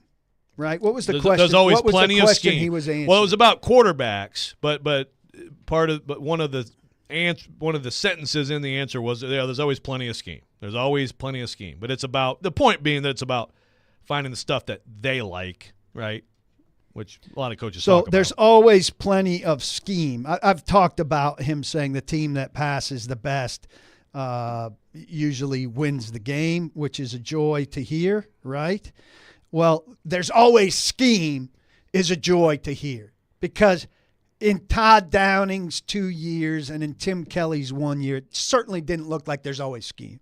It looked like we got plan A. Right. We've got plan A, and when plan A doesn't work, we're screwed by our lack of personnel. And I think he's saying, I'm always going to have something we can try, even with limited personnel. And I think Titans fans and media, we were sitting in that press box looking at them saying, why don't you try something?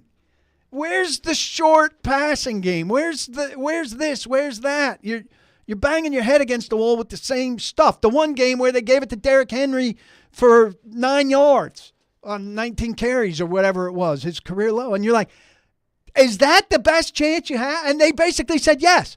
Yes, the idea that he's going to pop a run is the best thing we've got. Brian Callahan is not going to do that. Brian Callahan says there's always scheme. That is coming to me now as one of the biggest things that came out of this. I think that's all fair. I would also point out that when they were here 2 years ago to the other day, Joe Burrow got sacked 9 times. Yeah. They scored 19 points. 10 of those points were gifted to them. Oh, yeah. So if you do not have the personnel to block the defensive personnel, you can scheme up whatever you want, and it might not go great for you. So I think that's always worth keeping in mind. Right. Chris, but they found a way to win that game. They did. They did it defensively. They did. Chris, the text line driven by WilsonHundy.com. I want to buy. He says, "No effing Rex rant?" with a bunch of question marks. I put in all caps, "Hey, man, we had Brian Callahan on." And he said nothing preempts it, but I think he was joking. Yeah, Rex rants are not good when I'm here because of the nervousness. And That's true. We had a tremendous guest. The ultimate ranter. Multiple reasons not to do it. We have another great guest coming up. We got Teryon Davenport coming up here. Real quick, I want to tell you, tune in to 94.9 The Fan Sunday for Vanderbilt women's basketball. Commodores will be on the road taking on South Carolina. Nick Keiser guarantees a win. Tip-off at 2 p.m. Pregame begins at 1:45. Coverage also available on 94.9 The Fan app and at 949thefan.com. Coming up next, Robby and Rexrode, Teryon Davenport, 102.5, 106.3 The Game.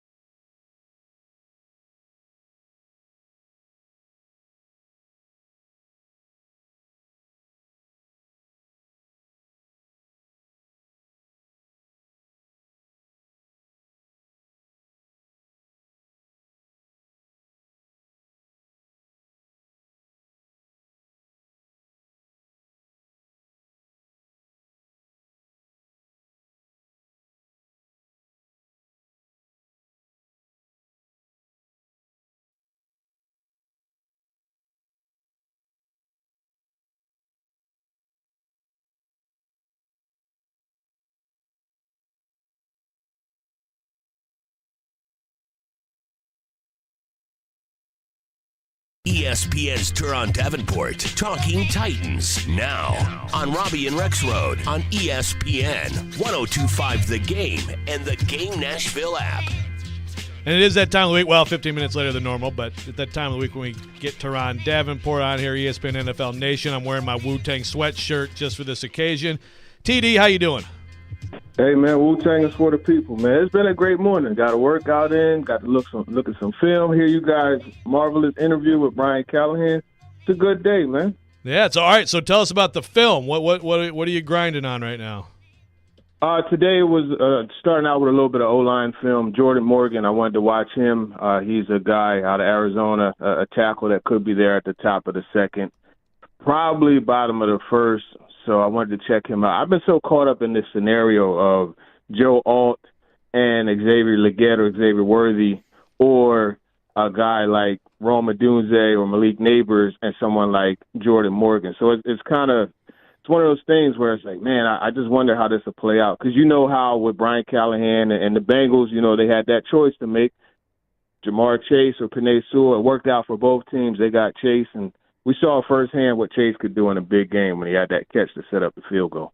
Yeah, actually, you know, that would be, and obviously Brian Callahan is going to give us some definitive answer, but that is an interesting question for him too that I haven't seen asked, which is basically do you just buy that playmaker is just, if you have a great playmaker, that's just more valuable than a tackle. Obviously, they went with Chase, but he's such a singular talent. Also, he was connected to Burrow. There's nobody connected to Levis in the same way, and I think that the degree of import that held in the decision, it doesn't exist in a scenario that plays out here. For sure. It obviously doesn't. But I will tell you this, if you watch Rome Odunze, I mean, this guy is an amazing player. You watch Malik Neighbors, you like Yak City, like with the Yak Monster himself, A.J. Brown, you get that. You know what I mean? So he's not connected, but I tell you, they can get connected really fast.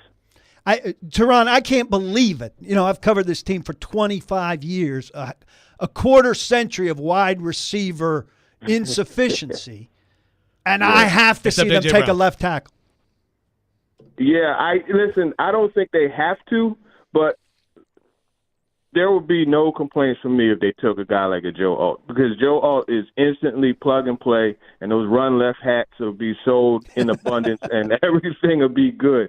But I'll say this, and it's funny you mentioned the time that you've covered this team and the wide receiver deficiencies, because I know we've had so many conversations where I'll text you a guy and you'll be like, nope, he's too small, or nope, he doesn't block, and I would text you back like, yeah, you're right. You know, so it's refreshing to be able to look at this group of receivers and not really have that same mindset, you know? Yeah, think they're actually a possibility. We don't have to cross them off. That is exciting. I mean, you talk about quarterback. I mean, let's not forget A.J. Brown and Derek Mason. They're great players, PK. Yeah, you not count them? And Drew Bennett and Nate Washington, too. There's 4 guys in 25 years. Woo! What a hit rate. All right, so TD, of everything you've heard from Brian Callahan here this week, what's the most interesting thing to you? Man, there's so many things, but I have to say, kudos to you for asking the question about Derrick Henry.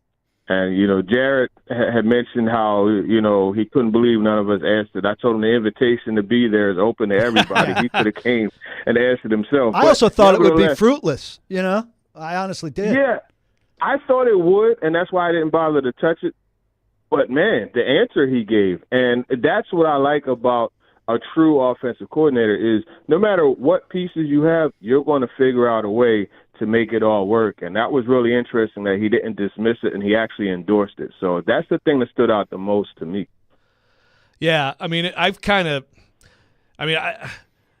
still feel like he's probably a guy who wants 2 backs who run routes, you know, you would think. Mm-hmm. But it's not like Mixon does a lot of that stuff. Had some decent receiving numbers. Decent targets. Yeah. So that'll be interesting. I thought that was a good answer for sure. Another answer I like, TD, was asked about receivers, and he basically goes right to blocking, which, you know, it put it in PK's face. But what about just, you know, we know the style of we know what the Bengals do, but also that they've changed a lot of things. The good coaches change things to personnel. Like, what do you think will be, the Brian Callahan style of football? Is it like he wants to basically bring that here, or do you think there's anything else about his past that tells us maybe something will be different? Yeah, if I'm Brian Callahan, the first meeting I have with the team, I bring up the whiteboard and I write whatever it takes. And I think that's the approach that's going to be on offense. When I asked him about balance, he said, yeah, I want balance, but if we got to run the ball 30 times against Team X, we're going to do that. If we got to throw the ball 40 times against Team Y, we're going to do that. And I think that's something that really stood out. And you go back and you look at what they did in Cincinnati. I mean, there were times, PK, you just mentioned Joe Mixon having really good seasons. And that's because when it's time to run, they can run the football. You heard what he said. Don't get it twisted. We're still going to run the ball. You look at times it would be in 12 personnel, right, with Irv Smith and Drew Sample, one of their better blocking tight ends, and they'll run the ball. And then there are other times where you see them in 11 personnel with Tyler Boyd, T. Higgins, and Jamar Chase, which is a mismatch against most secondaries, and they'll throw the ball. So there's a lot that they do in different packages and things like that. So I'm looking forward to seeing how he incorporates that. Now, obviously, the personnel is a lot different. But that being said, there's a bunch of money to be spent, and there's high draft picks to be made, so they could bring in some impact players. So I'm looking forward to see how that works. You think? We're talking about the wide. It sure seems like he'd be a guy that craves that.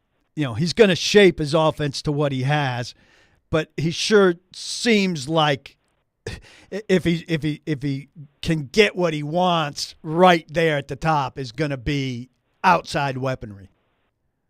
Yeah, and that's huge, outside weaponry. You want a guy that could stretch the field, and you want somebody that could do it from the slot. That's another thing that you want, because you look at a lot of the things that they did with T. Higgins, running that slot fade and then doing variations off of that. So, yeah, I think it's clear this team is going to invest in the receiver position.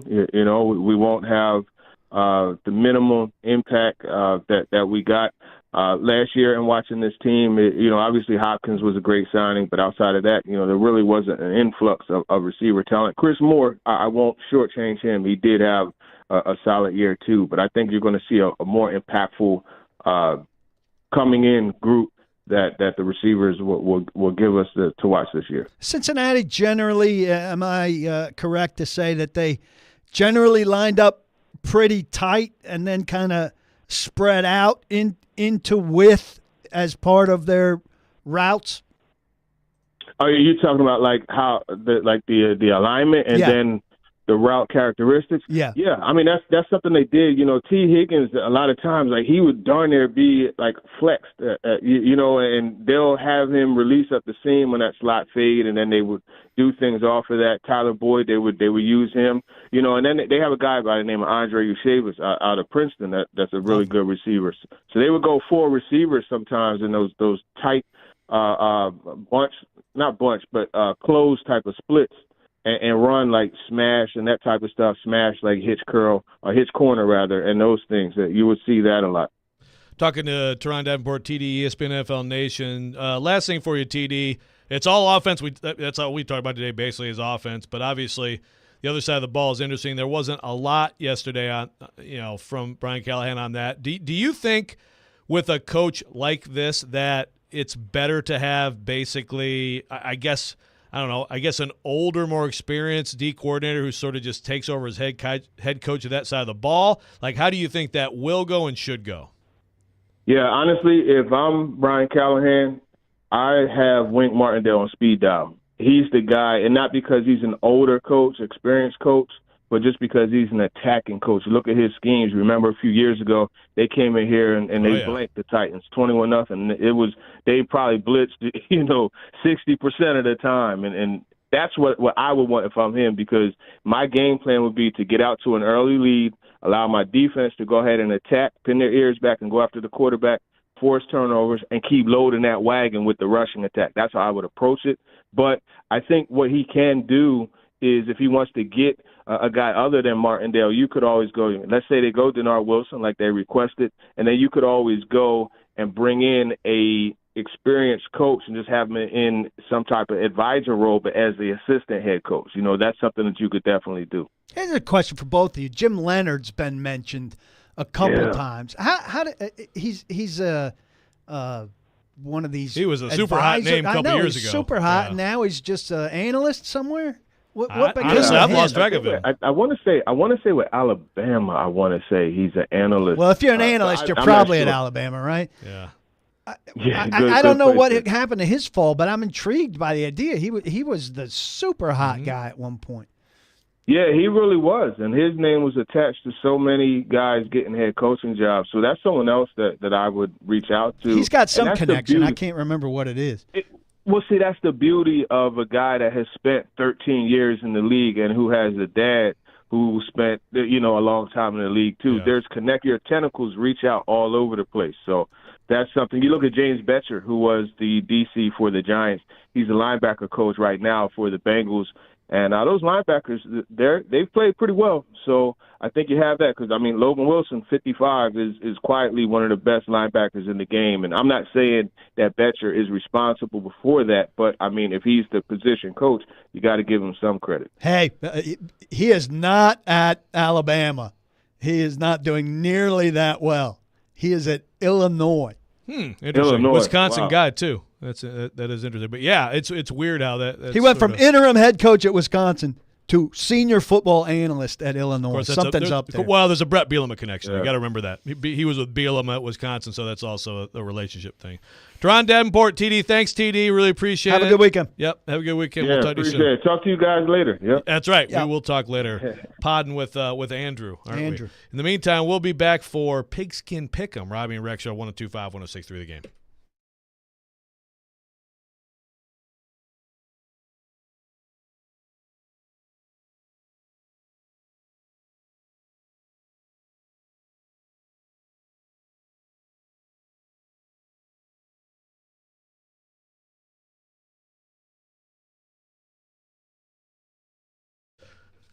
Hey, folks, Joe Rexrode here for FanDuel Sportsbook. You've been watching the playoffs on the sidelines. Still time to get in the game. New customers, you can bet this Sunday's conference championship games with $150 in bonus bets guaranteed when you place your first $5 bet. FanDuel has a lot of ways for you to pick up a W. Get started with that $150 bonus bets guaranteed. You place your first $5 bet. I've been saying it all week. I'm feeling the Chiefs in Baltimore. I understand how dominant Baltimore's been. Love the Ravens. Love Lamar Jackson. I just think Patrick Mahomes is just a guy that's tough to beat in these situations, but we'll see what happens. You visit FanDuel.com/Joe102, FanDuel.com/Joe102 to join to get. Again, that's FanDuel.com/Joe102. Make every moment more with FanDuel, official sportsbook partner of the NFL, and you got to be 21 or older, present Tennessee. First sideline real money wager, only $10 first deposit required. Bonus issue is now a drawable bonus bets that expire 7 days after receipt. Restrictions apply. See terms at sportsbook.fanduel.com. Gambling problem? Call the Tennessee Red Line 800-889-9789.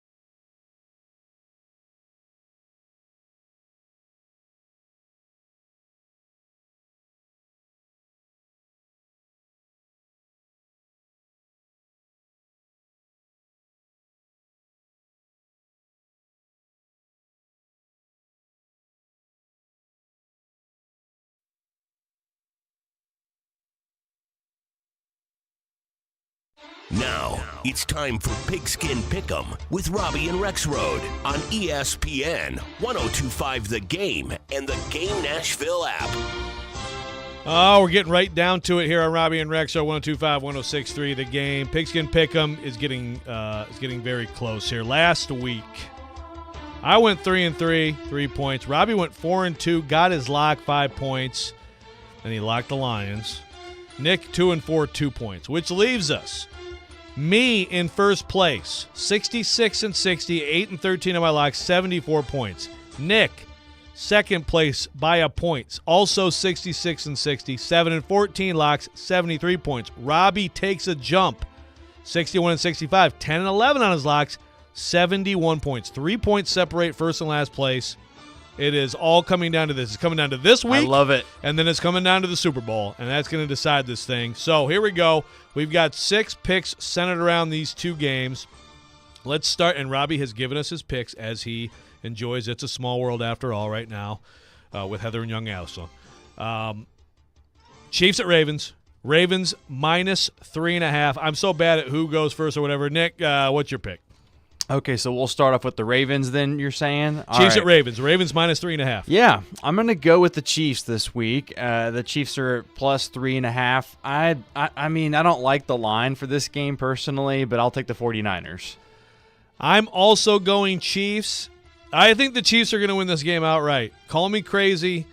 The Ravens have been absolutely dominant against especially good teams in this league. They beat the Lions 38-6, for example. They crushed the Niners on the road.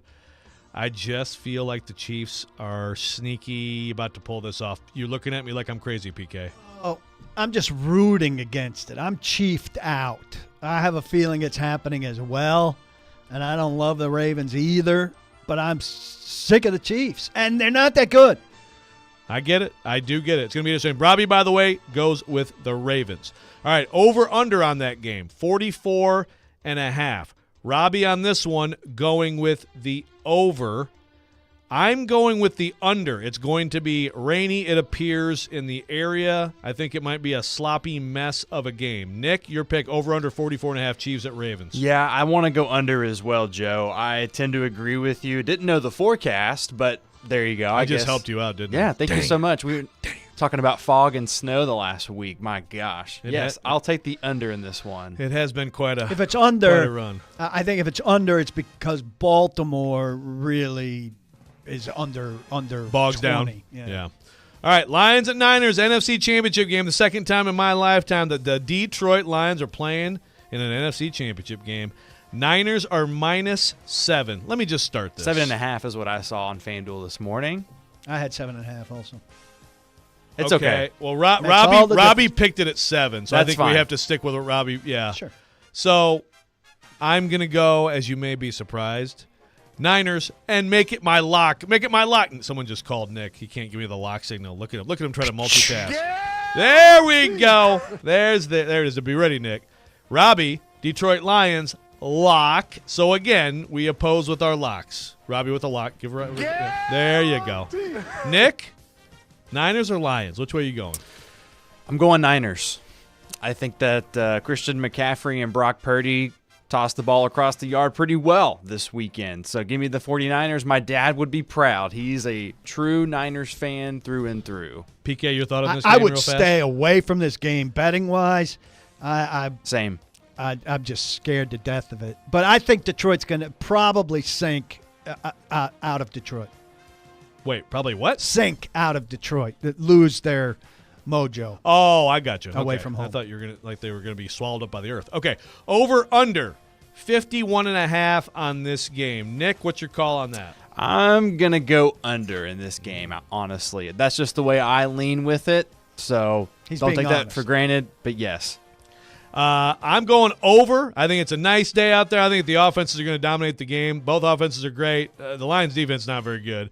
Robby also going over. All right, we have two props, I guess, kind of props to finish this out. First of all, Lamar Jackson or Patrick Mahomes accounting for more touchdowns. This is, of course, passing and rushing. Robby in this game going with Lamar Jackson. I'm also going with Lamar Jackson. Nick? As am I. Okay, everybody's wrong. We got a sweep. We got a sweep. And then, finally, Jared Goff or Brock Purdy, who accounts for more touchdowns? Nick, your answer on that one. Brock Purdy. I think that is, and that's my lock, actually. Lock! Well, I must say. Have to make it interesting. It's really wild because, and the reason I picked this is I just feel like McCaffrey's going to run one or two in, but we also both went with Brock Purdy. How about that? Instead of Jared Goff. Jared Goff getting, Robby? We did. Just totally snubbed Jared Goff. Oh, my gosh. You better not let him hear this. It'll be Goff. So there you go. Pigskin Pick 'em. And when we come back on Robby and Rex, we will wrap it up. We still have a ton to talk about. 102.5, 106.3 The Game.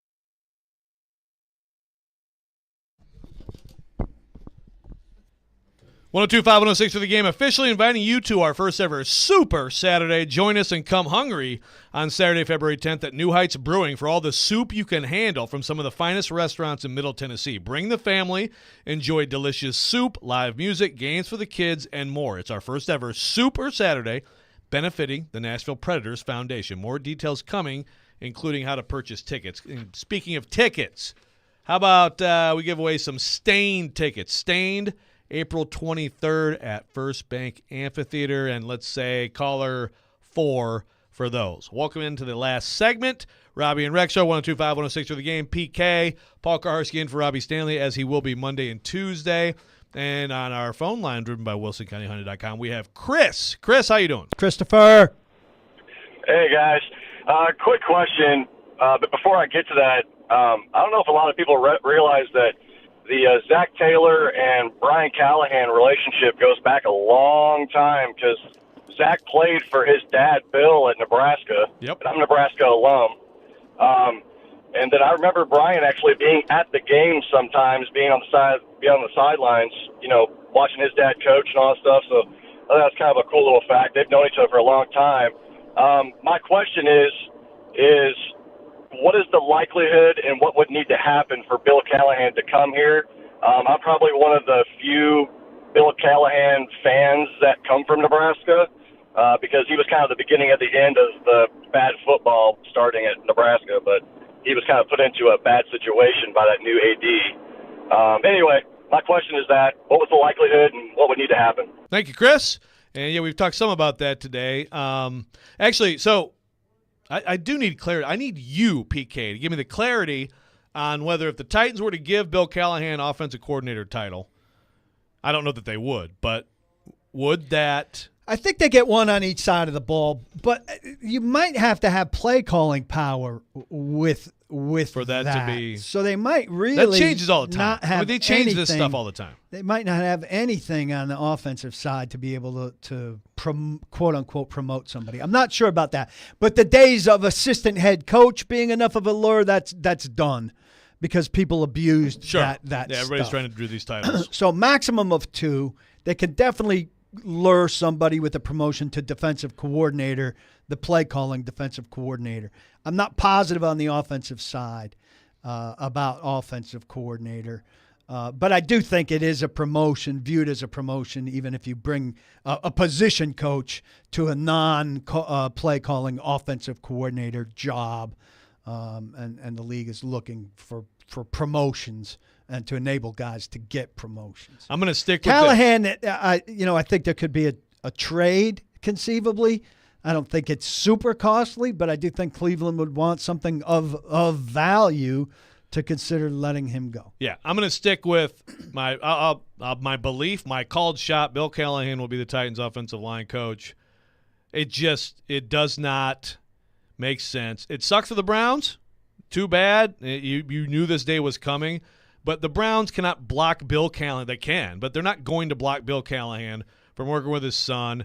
They're not going to force Bill Callahan to keep coaching their offensive line. And that's ridiculous. 6, 7 years old. He doesn't have to have this job. This is a dream, you would think, right, for a father and son to be able to do this. I think maybe you're right. Maybe they play a little hardball and say, okay, let's talk a little bit sweeten the deal for us a little bit. But Bill Callahan will be the offensive line coach for our 6th.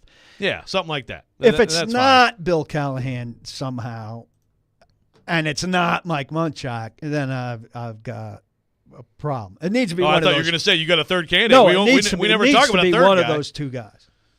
What about Jason Hodling? It needs to absolutely not be Jason Hodling. Who among this staff? We talked earlier about Shane Bowen, which I'm not. 0%. I don't understand why that's coming. What's that? I don't understand why people are saying why there's so much Shane Bowen. Well, he's just an example of someone who could be potentially retained. Who of this staff, of Vrabel's staff, would you say should be prioritized in terms of retention for Brian Callahan? Terrell Williams. Charles London. That's it. I don't even know that they should be. What about Rob Moore? No, absolutely not. Absolutely not. Oh, give me your. Have you not heard the conversation about the lack of development of wide receivers over the last 25 years, including the last 6? Who's developed over the last 6? You're going to tell me NWI? Well, now tell me who. I mean, look, the mark against him, of course, is that Traylon Burks hasn't worked out. So I get that. Yeah. He did have A.J. Brown. Did that count or not? Yeah, that counts. Corey Davis was better once he got here. Did that count? No? Yes? Does NWA Corey count? Davis played nothing like the number 5 wide receiver in the draft. Now, that's mostly on Corey Davis. Corey Davis. That's an I love overdraft. Rob Moore personally, but I think his time had played out. If Vrabel was back, I was thinking he should be fired. I mean, to me, NWI do better at all these spots. NWI is a do guy better who at all never these should have spots. been in the NFL, but he's They carved maximized out a NWI. career. Yeah. Do better at all these All right, spots. I don't understand Terrell why Williams people have affection. They hated Vrabel. They wanted Vrabel out. They hated his hiring. And now we're saying, well, maybe they should keep some of his guys. Well, just because you may wanted a coach to move on, does that mean you think every single staff member sucked? No, but this was a pretty bad staff. Tony Dews is a good coach, I think. Tony Dews is a good coach, too. But the tight ends weren't very good this year. So who do you think will be the offensive coordinator? Oh, I don't know. I can't pretend to know. I'm not going to put a name for it. I like Thomas Brown, but I think he's going to get a job where he calls plays. Obviously, the Liam Cohen thing, and I agree with what you said earlier, which is I like the link to Will Levis. That's not a bad thing, but it's not maybe it's a little bit overrated / overplayed. I think he's getting a lot of hype, and London too. And I'm trying to temper those two things. They're easy people to conclude should be here because of their connection to Levis. But there are probably 10 other guys who are good candidates for Brian Callahan who we haven't thought of or don't know that he's connected to or has affection for, all of that. We just have to wait. I just want you to make a prediction. West in Clarksville says, why do people always say Derrick Henry's not a catching back? They never ran plays that use him that way. They ran him up the middle 90% of the plays. Listen, Derrick Henry he's not catches balls facing the ball. Yeah, he's not a route runner. He doesn't run the route tree. There's a big difference. And he won't. And it's he's how he's catching constructed. I passes. mean, when you're 6'3", 260, there's a lot of incredible things he can do. That's just not something that he's going to do in this league. And he's certainly developed since high school, but his high school coach called him Edward Scissorhands. Right. Yeah, I mean, he's definitely gotten a lot better at catching the football. But he's basically an outlet swing route or screen guy. And, a lot of these offenses, it is limiting. To what backs do in today's NFL. Do you, based on – I would not expect Brian Callahan to answer a Derrick Henry question and say, yeah, I'm really not big on that dude. No, I wouldn't expect that. But he was pretty enthusiastic with that answer. Do you come away from that thinking, do you tick it up a little bit at all that Derrick Henry could be welcomed back? I'll write more about this, but this is a good reason to have me on your show. Derrick Henry doesn't start at 0 if they re-sign Derrick Henry here. Derrick Henry already counts $4.73 million against the Titans salary cap because of voided years. So you say, well, sign Derrick Henry to a $6 million one-year contract, or a contract that averages $6 million. Well, if you sign Derrick Henry to a $6 million contract, you're signing Derrick Henry to an $11 million contract. So, I mean, I think that's part of the reason that makes it unfeasible. They've got cap space, but they need to use it intelligently, not to overpay people. Do you not think, and maybe you don't, that's fine, do you not think that if Derrick Henry doesn't find anything to his liking, that a Derrick Henry-Tyjae Spears combination run back next year in this new offense would work? I think it would work. I think there are probably better scenarios where that second back is also able to run the route tree. And I think in some ways it'd be healthy. In some ways it'd be good to have Derrick back as a leader. And in some ways it would be good for them to move forward. Very wishy-washy of you to end the week, PK. Very disappointed. I'm not expecting Derrick Henry. Take a stand, I'm PK. not expecting Derrick Henry to be back. And I don't know that it's the best thing for this team for him to be back. I think you may be right on that. But, there's still that sentiment, right, that Derrick Henry stays here and continues chasing the Hall of Fame from here. Yeah, all right, but you there's don't, a lot you don't more we make could talk personnel about. moves based on sentimentality. This is true. Thank you for listening, everybody. It's Chase and Big Joe coming up next. And Go we eat will at be Edley's. back. Don't block the box. Be sure to lock your locks. Have a good weekend. 102.5, 106.3 The Game.